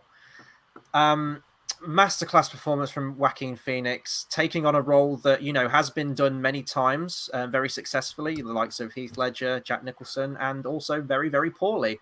Just looking at you, Jared Leto. But, you know, especially with, you know, I still know people that throw back to Heath Ledger like that is the top tier, but I think that he has made the role his own, took it in a completely different direction. It's an amazing origin story, very thought-provoking, with a lot of parallels that you can draw to the current state of how people deal with mental health now. And inherently, like, strip away the fact that it's a comic book film. It's just like a really solid, like, thriller in and of its own right, like a good drama film. You see this descent into madness played and orchestrated perfectly.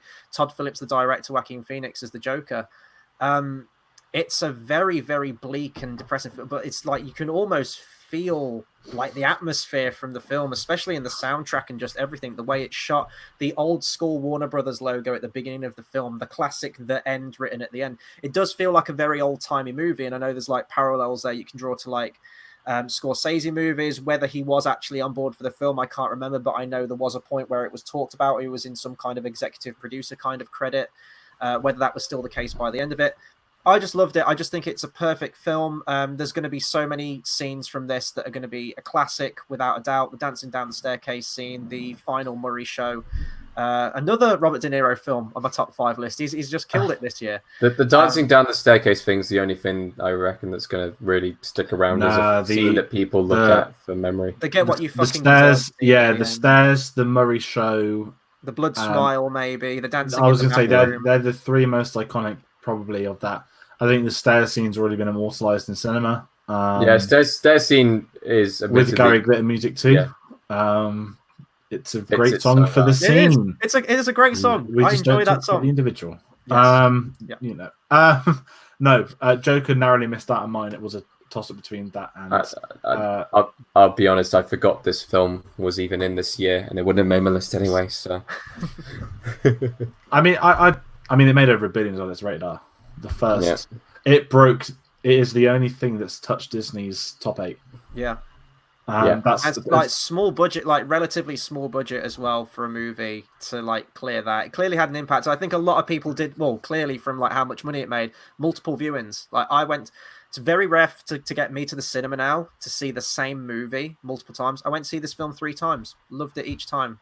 And it's one of them where it's one of the most intense performances of when you've got an actor like Joaquin who's he varies. You look at a film like Her, then you look at Walk the Line, you look at Joker, and you obviously it's Joaquin Phoenix, but you can't tell he's not one of them actors that as much as I love The Rock's The Rock in every film. Joaquin will take on those roles, do that different thing, and I think Joker is that sensational showpiece, and we know it's a straight shootout with him and Adam Driver for Best Actor. Either of them are worthy winners. But Joker is one where I think people look back in that in years. And also I want to take a moment to tell Warner Brothers to go fuck themselves because they had no faith in the project, which is why they split the production cost between 3 companies. Now Warner Brothers are only seeing 1/3 of that $1 billion. How furious must they be? Mm-hmm. But yeah. My number 2 pick is Marriage Story. obviously I can't really say much else than what Chris said. It's got one of the most intense sort of character films of the year or of a long time. It resonated with me when I didn't think it would. I went in not having seen much. I saw the sort of 1 or 2 trailers and found out that was the opening 2 minutes, which was a nice thing to go with it. I had a really good time watching this. I thought it was easily one of the best films of the year, without a shadow of a doubt. I don't think I've ever seen a perform. I mean, I'm sure I have actually somewhere, but when you have a lead actor and actress, and you kind of not hanging on to every word, you listen anyway to a film. But when you've got that extra 10% that comes in from the intensity, we mentioned the shouting scene, the parallels in it, the tug of war with the boy. Which side are you picking? And as Chris said, ultimately there is no correct side. That's the way it's been engineered, and that's the way it's been written. Obviously, no one, but he's hired those actors and he's written the characters, he's written the film around the actors he managed to get on board first, which is great. So looking back, I can't see many of actors doing what Adam Driver did. I can't see many of actors doing what Scarlett Johansson did in this film. Each one was so perfect to the other, and they worked hand in hand, perfectly balanced. Then you bring in the lawyers, the next wave of it. You've got Laura Dern, who's the best I've ever seen her. You've got Ray Liotta. He was great in it. He's just a few scenes, but he kind of not stole them. But it's it's the guy's gangster films. Here's clearly the dodger lawyer. You're going to lose. So the best way to lose is losing this dirty way. Then you've got Alan Alda playing the innocent old man. A film that as sort of real life as, I guess, haunting to some as this was very, very funny. You've got the knife scene. You've got the Halloween scene. You've got every Alan Alda case. You sound a lot like I did in my second marriage. Like, it's the throwaway lines. It was so well written by Neb. I think it needed that levity to it as well, because if it was like this 2-hour like miserable divorce, it would have been too depressing. I think they got the balance perfect, and it's second of my own. If you'd have looked at me at the start of the year, I would not have imagined having an Oscar film like that. It's this kind of film I would normally like, but it really hit me with this one. I loved it. I'm going to be talking about it in a bit. People have already seen my top 25 films of the decade list, hopefully. So we kind of can guess where the placements of the number ones on the list. But for at least my number 2, I want to put down Knives Out in this slot, which I guess does leave out for me 2 massive heavy hitters from this year in the shape of the Tarantino film and the Scorsese film. For me, I love those films. Those films were good. I mean, with both of them, they're both masterpieces in their own right. But for me, I don't think I've had as much fun at the cinema this year than I did watching Knives Out. Possibly Jojo Rabbit was the only other one where I had equal amounts of fun, but sadly that didn't make the cut because we saw it this year, but the UK release date is next year. It's so nice and fresh to see all these kind of highly acclaimed actors going and having so much fun on a set like they did in this film.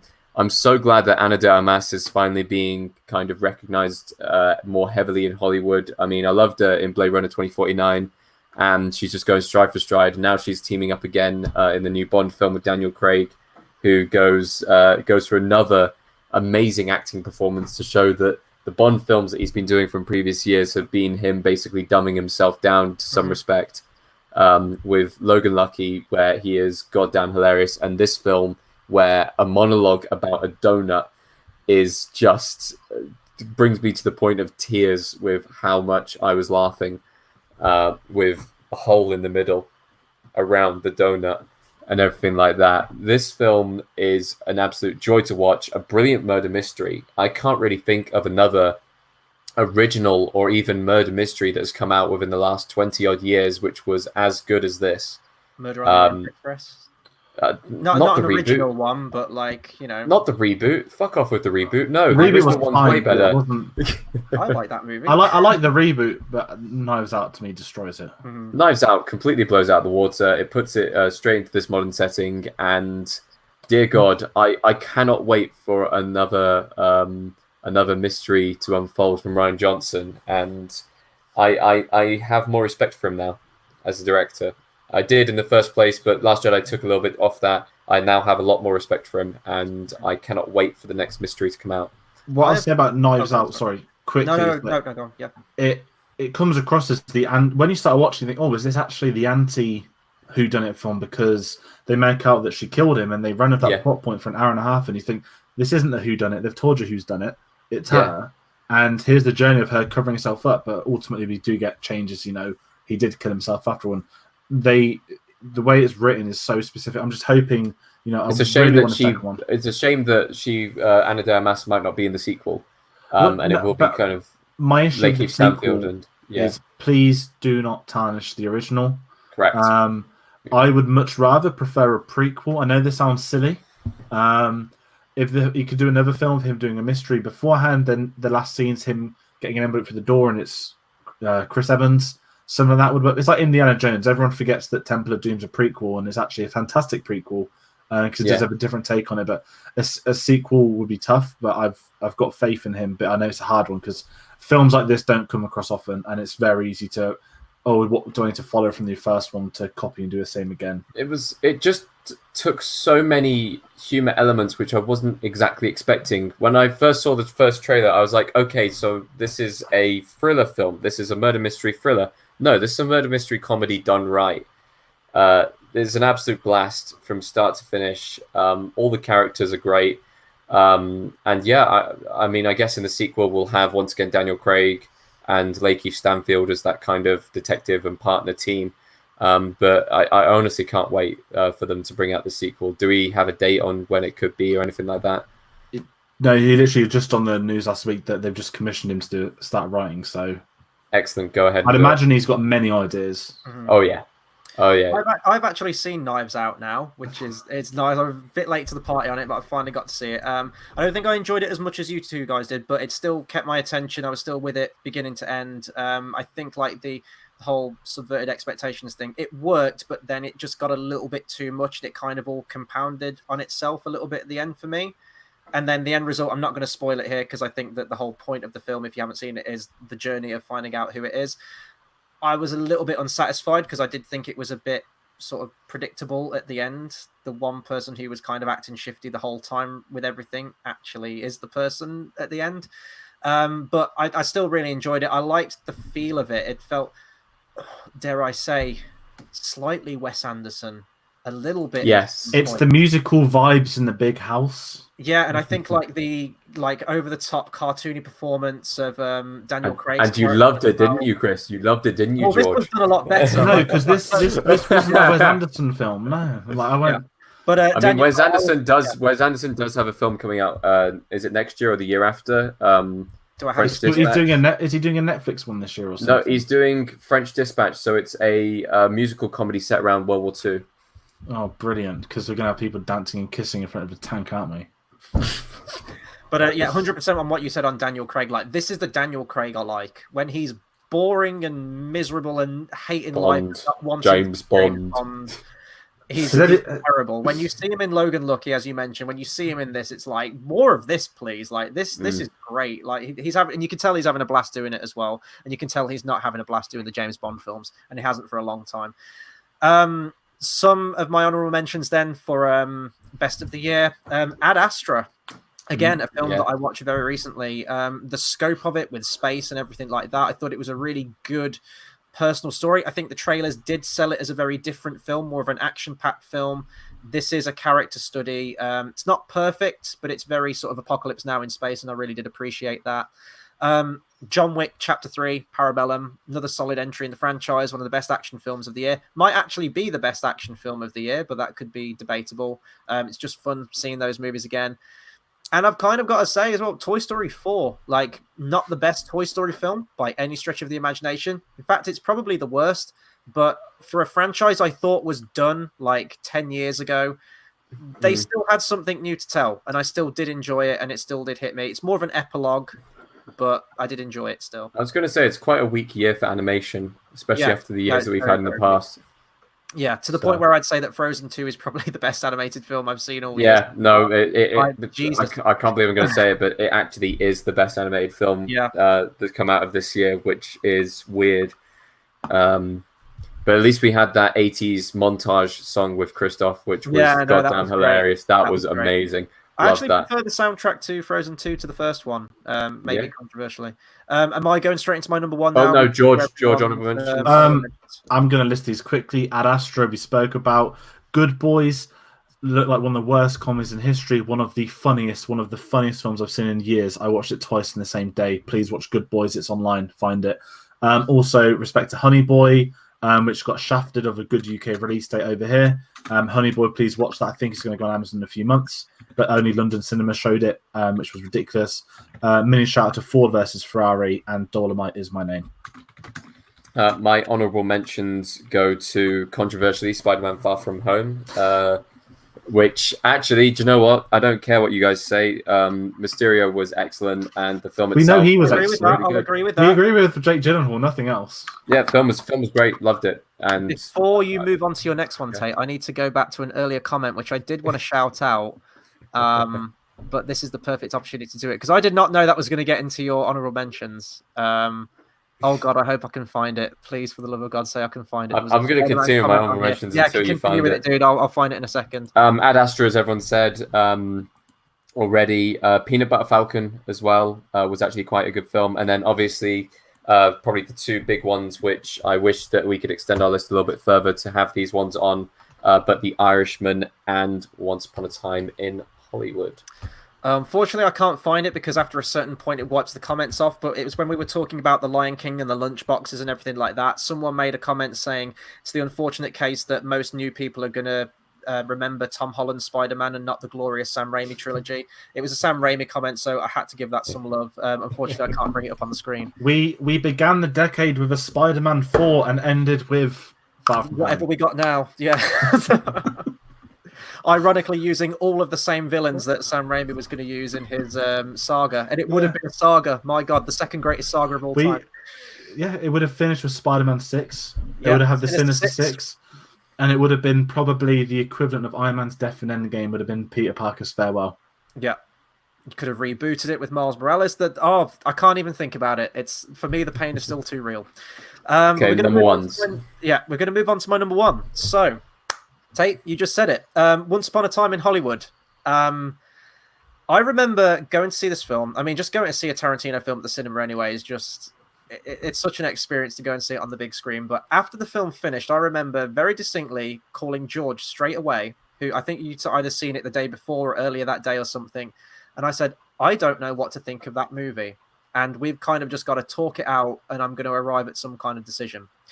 The more times I've watched this film, the higher and higher it's creeping up as one of my favorite Tarantino films. It really, really is. And I don't understand why it's having such an impact on me. When it came out on DVD and I got it, I watched it like 4 times over the course of that week, which is insane. And I don't know why, but there was something about it. I love the characters, like that friendship between Leonardo DiCaprio and Brad Pitt in the film is amazing. It's one of my favorite sort of like buddy duos in film history. But I think it's just the film, and I mentioned this in my top 25 list, it feels so immersive. Like it completely enraptures you into this world of 1969 Hollywood. The attention to detail, like on the storefronts and the neon and the billboards, everything like that, the cars, like you really just passively watching it, you probably don't realize how much work has gone into making that look. And it doesn't feel like a fakey fake 1969. It almost feels like it was shot then. Just the choice of music as well, the soundtrack, the slow pace to it. I actually really like the slow pace of it, driving between different locations, all of the side things. It's a day in the life film. It's very similar in that regard to Pulp Fiction, another Tarantino movie, in that if someone asked me to explain the plot of Pulp Fiction, I wouldn't even know where to start. Because there is 4 plots to Pulp Fiction. There's no sort of, I guess, like you talk about that it's 2 gangsters trying to get a briefcase, maybe, but that's not really the plot of the film and it goes in loads of different directions. That's kind of this movie. But I really appreciate that it's a day in the life of it because this is a movie I just didn't want to end. Honestly, like I know there's rumors of an extended cut out there. There was an extended cut that was released like over the course of 2 weeks at my local cinema. But I've heard somewhere there's maybe a 4-hour cut out there. I would kill to see that 4-hour cut of this movie. Whether it's like the environment, the time that it's set in, or just the characters or everything like that. But I think it's just because it's a love letter to films. Tarantino's obviously passionate about every single film he makes, but this one seems even more so in terms of all the constant references he puts in there. You can tell he knows his shit from like the really sort of like odd mark TV shows that maybe only went on for like one season or something like that. It feels very personal to him. And I think I get that through in the final film. The ending is obviously, in my opinion, one of the greatest film endings I've ever seen ever. Like, but I can understand that it's very controversial. But in my opinion, it's the perfect ending. It is Once Upon a Time in Hollywood. It is that very fairy tale ending. I can't say enough positive things about this. This is a film that people could write essays about. It's just, it's creeping up there. Like, I'd probably have to, even from our Tarantino retrospective we did, I'd probably have to like reorder things now because I think it's definitely creeping up there. It's definitely top 3, possibly might even be number 2 now. But Once Upon a Time in Hollywood, I love it. Number 1. I have also got that as my number 1 pick of the year. I'm going to echo your thoughts. The first time I watched this, I was blown away. Now, obviously, we did a big Tarantino video. Let's shout that out because that was such good fun. Our review was great as well for this film. We both loved it. And this is one of them films where I loved it the first time I saw it. I saw it again and then again. And not even watching it again, but the more you think about this film, the better it becomes. And it's such, not unique because some films do that, but when you've already got a film of such high esteem that's somehow improving and improving, I've just been blown away by that. And I think it's fun. It comes down to Tarantino's love of cinema and Hollywood. This is his love letter. This is someone that grew up in LA. There's those streets, were the streets he drove. He said, he spoke to them about the soundtrack, that there's radio stations in it. He said to them that, I used to listen to KHA with my dad in the car when I was younger. And I sit in the back of the car, and that opening shot of the car driving away is literally like he said growing up. And you can tell this one's personal to him. I had so much fun of that. You've got likable new characters. We are finally going to get Brad Pitt's Oscar. He did a great speech to Golden Globes. I love Al Pacino. I think Pacino deserves it, but Brad Pitt's going to win it. You've got what you have essentially this film. You have 2 hours of a love letter to Hollywood. This is a day in the life of these actors, this stunt double, a failing actor, the up and coming actress, a couple of psycho murderers. We've got all that day in the life. Then we get perhaps the Tarantino epilogue is what not everyone's there for the entire time, but it's like a payoff for the first 2 hours. You've had this 2 hours of letter to Hollywood. Now let's have half an hour of pure madness. We are all talking about that scene, the cigarettes, the damn hippies, whatever slanders and whatever they want to say. It's beautiful. It's so well done. That's Brad Pitt's Oscar, is those scenes. Mm-hmm. And I was worried. When he takes them, I was like, yeah, Brad Pitt for the win. And then you see the knife in him, I was like, oh no, please don't die. Not you. Like I love him. Then you've got Leonardo DiCaprio in the pool. And just the reaction, the flamethrower. Yeah. I don't think I've ever experienced a moment like that at a cinema. There are moments, there is, not Jump on Stars, people clapped to The Last Jedi, watching the Crow Episode 7 was special, Avengers, the Portal scene, to name a few. Mm-hmm. These iconic cinematic moments you'll always remember for the first time you see it. And inside of that, you have the flamethrower scene at the end. It was so over the top, so ridiculous, and so perfect. And what I love is the conversation after with Sharon Tate as well. I thought Margot Robbie's fine. She doesn't have as much dialogue and isn't as much as we assumed she would.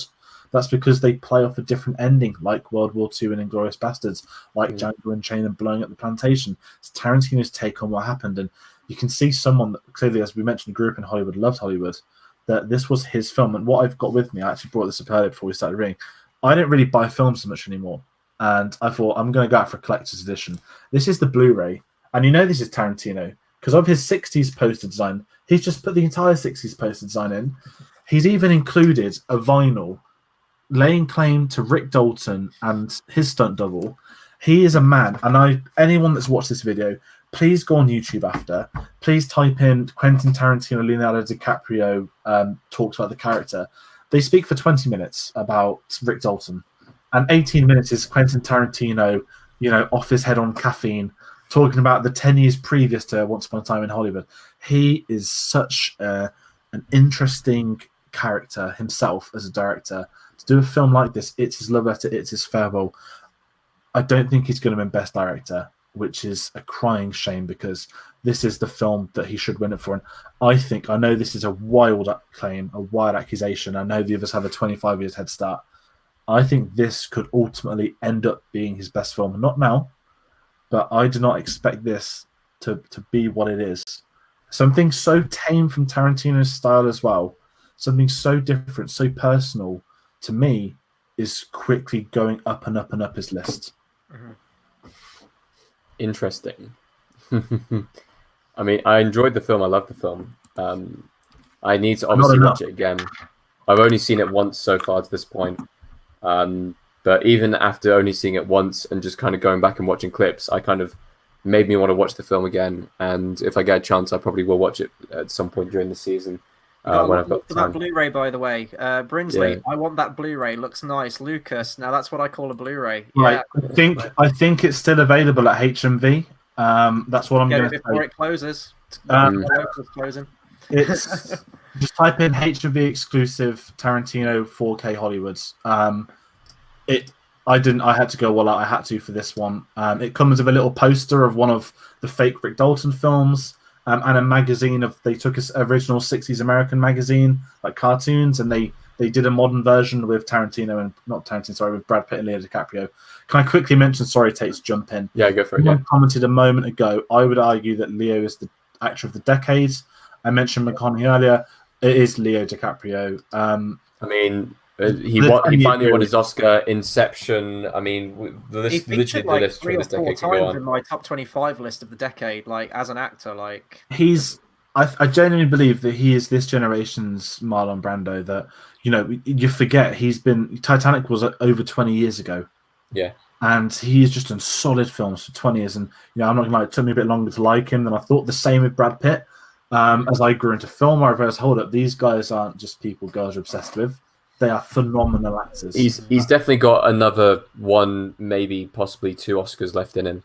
And he loved Ricky Gervais's joke about him, which is the sign of a cool dude. Yeah. Yeah. In my opinion, there's like the old timey sort of Hollywood actor. You know what I mean? That like carries that like almost awe-inspiring quality. Like when you see him. To me, there's not many now. There's 3 now. I would say. There's Tom Cruise, there's Leonardo DiCaprio, there's Brad Pitt. They're sort of like, in my opinion, sort of like this generation's main movie stars. When you see that title of movie star, that's what I think of. And it's his first film since The Revenant.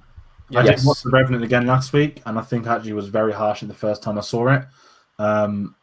But he's just phenomenal, and so is Brad Pitt. I love seeing the scene with the can of dog food again. And like what's so great about that final scene is like everything gets a payoff. Everything in the script that's set up, it all culminates in that scene. It's perfect screenwriting. Okay, and last but not least, my number 1 of the year. It's no surprise that Marriage Story is my number 1 of the year. It is still in my head, slowly creeping up that top of the decade list. I like films that feel down to earth and talk to me like a human. There are some films where you watch it and you become completely overwhelmed. I mean, for the fact that Avengers Endgame, the now highest grossing film of all time, didn't make any of our top 5s, didn't make any of our honorable mentions, shows how much of an over-the-top kind of film society we're living at the moment, where the blockbusters have to be bigger. The film dialogue, every film has to have a monologue that lasts like 10 minutes if it's a drama. All these kind of things that come in as part of elements of all of the films that we watch. And then we get this film come out, and I'd heard about it before. I'd heard about people talking about the Meyerowitz stories. I'd heard people talking about Francis Ha, and the way that Noah Baumbach does his dialogue within his films. It isn't a one person talk, next person talk kind of conversation. It's an actual normal conversation. People butt in on each other. People get distracted during the conversation. The topics change. This is an actual life that we're watching. And the way that he has crafted this film, you feel like you're on both sides of this divorce. You feel like you're in Adam Driver's part of the divorce. You feel every single hit that he takes. You feel every single time his kid doesn't look at him in the same way that he looks at his mum.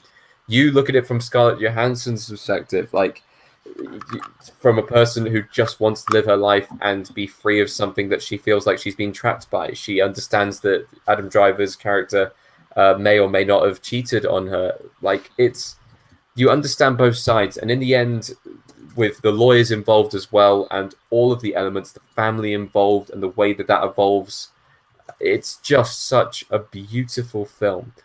It is just such a beautiful film to watch and a beautiful dialogue to listen into. And it didn't need to be a flash film. It didn't need to be these like big bombastic moments or anything like that. It just became what it was. I mean, we all talk about the argument scene and how that is like a fantastic scene in cinema, but it started out quiet. And just as the conversation built, as they kept on saying things back to each other, it got louder and louder and louder, to the point where one of them's breaking down on the floor in tears at what he said. That is amazing. And I know it's going to hit close to home for a lot of people, but I can't relate to this in any way because I haven't been through a divorce or anything like that. But I still felt it all the same way. And I hope that everyone who watches this film feels something from it and takes something away from it. That there are two sides to every story, and that just Noah Baumbach is a fantastic director, and the actors involved are excellent as well. Tayte, the letter scene. The letter scene. Oh, the end. The last. And that's the thing. That's the opening scene, and then it's the final scene. You don't expect it, and by the time when you hear the tensions in his voice of when it starts to drop in and out, you feel that as well. And that is a brutal, because the kids just sat there like, what, Daddy? This is a child you've also grown to hate. I will say that's my one negative against the movie. I hate the child in this film. But you hate him because he's made to be that way. That's the point of it. And he's torn. And when Adam Driver dressed up as the Invisible Man for the second Halloween, it's so cute. And you can imagine that some fans have had to do stuff like that. And I think Marriage Story. He is without a doubt, to me, the actor of the year. The weird comedy with Bill Murray and zombies, so weird, but he took it on. It was funny. The Report was fine. It's an Oscar bait. He's great in it, not much else. Marriage Story, boom, there's your film. Then he wraps up his blockbuster trilogy. I don't see this being someone that jumps back into doing blockbusters again. No. I think he said this in an interview last month that he is picking his films based off the directors that are coming to him now. He's doing the new Ridley Scott film. He's already worked with Spielberg. He's worked with Scorsese. He's worked with Noah Baumbach. He's worked with Jim Jarmusch. He's worked with, oh God, there's so many more. This guy's been in films for less than 10 years, and he might close the decade out with an Oscar win. But to me, that's sensational. And he's juggled being in a big franchise. Unlike the other two, without doing a Star Wars debate, I think John Boyega's got a lot of TV and project stuff coming next year, which is cool. He's in the new Steve McQueen series. They really doesn't have as much going on. She even laughed about an interview, but I think Adam Driver's been the one of that trio. I mean, Oscar Isaac's established before. He's established during and after. I think Adam Driver's the one that, yes, I'm in Star Wars, but he went out there between those films and took on the most interesting of roles. And it's starting to pay off. And I mean, I've said this on record loads. He's my favorite actor now. He's going to have, I think, a very good few years. And I really hope he's in the new Scorsese film that's already got DiCaprio and De Niro in. I'd love to see him with them. Absolutely. We're coming up to 2 hours now. I know we all need to take off, but that will conclude our lists of worst and best of 2019. Very quickly, Brinsley's given us his top 5. 5 John Wick Chapter 3, 4 Midsummer, 3 Endgame, 2 Once Upon a Time in Hollywood, and 1 Ad Astra. Sorry, good to see Ad Astra getting some there. I guess the last time we'll probably be talking about 2019 in general will be the Oscars live stream now, right? Like we'll be doing our predictions and things like that. That will be a long stream. It's hours long. We go all the way through the early hours of the morning unless they've changed the time. But no host this year, so we can lose 20 minutes minimum. That's good. That's excellent. Good. But we'll be on a live stream, and it's also a good opportunity if anyone's tuning in as well. Join us. We're not actually streaming the Oscars on the YouTube page, which some people always just chatting about it. Year. We're just talking about it, so it'll be a good opportunity, like films that maybe we haven't seen now, we will have seen by then. So we'll be talking reviews, everything like that. Definitely one to look out for. Follow us on our socials for information about that close to the time. That's Facebook @CinemaSavvy and Twitter is cinema_savvy. This has been a lot of fun. It's been good looking back at 2019, and we'll be back very soon. There's a lot of movies coming out in between then. Thank you to everyone that have tuned in all the way through this stream. You guys have been great. Thank you for talking movies and sending us in your suggestions as well for your lists. And until the next video, we'll see you guys next time. Thanks for watching.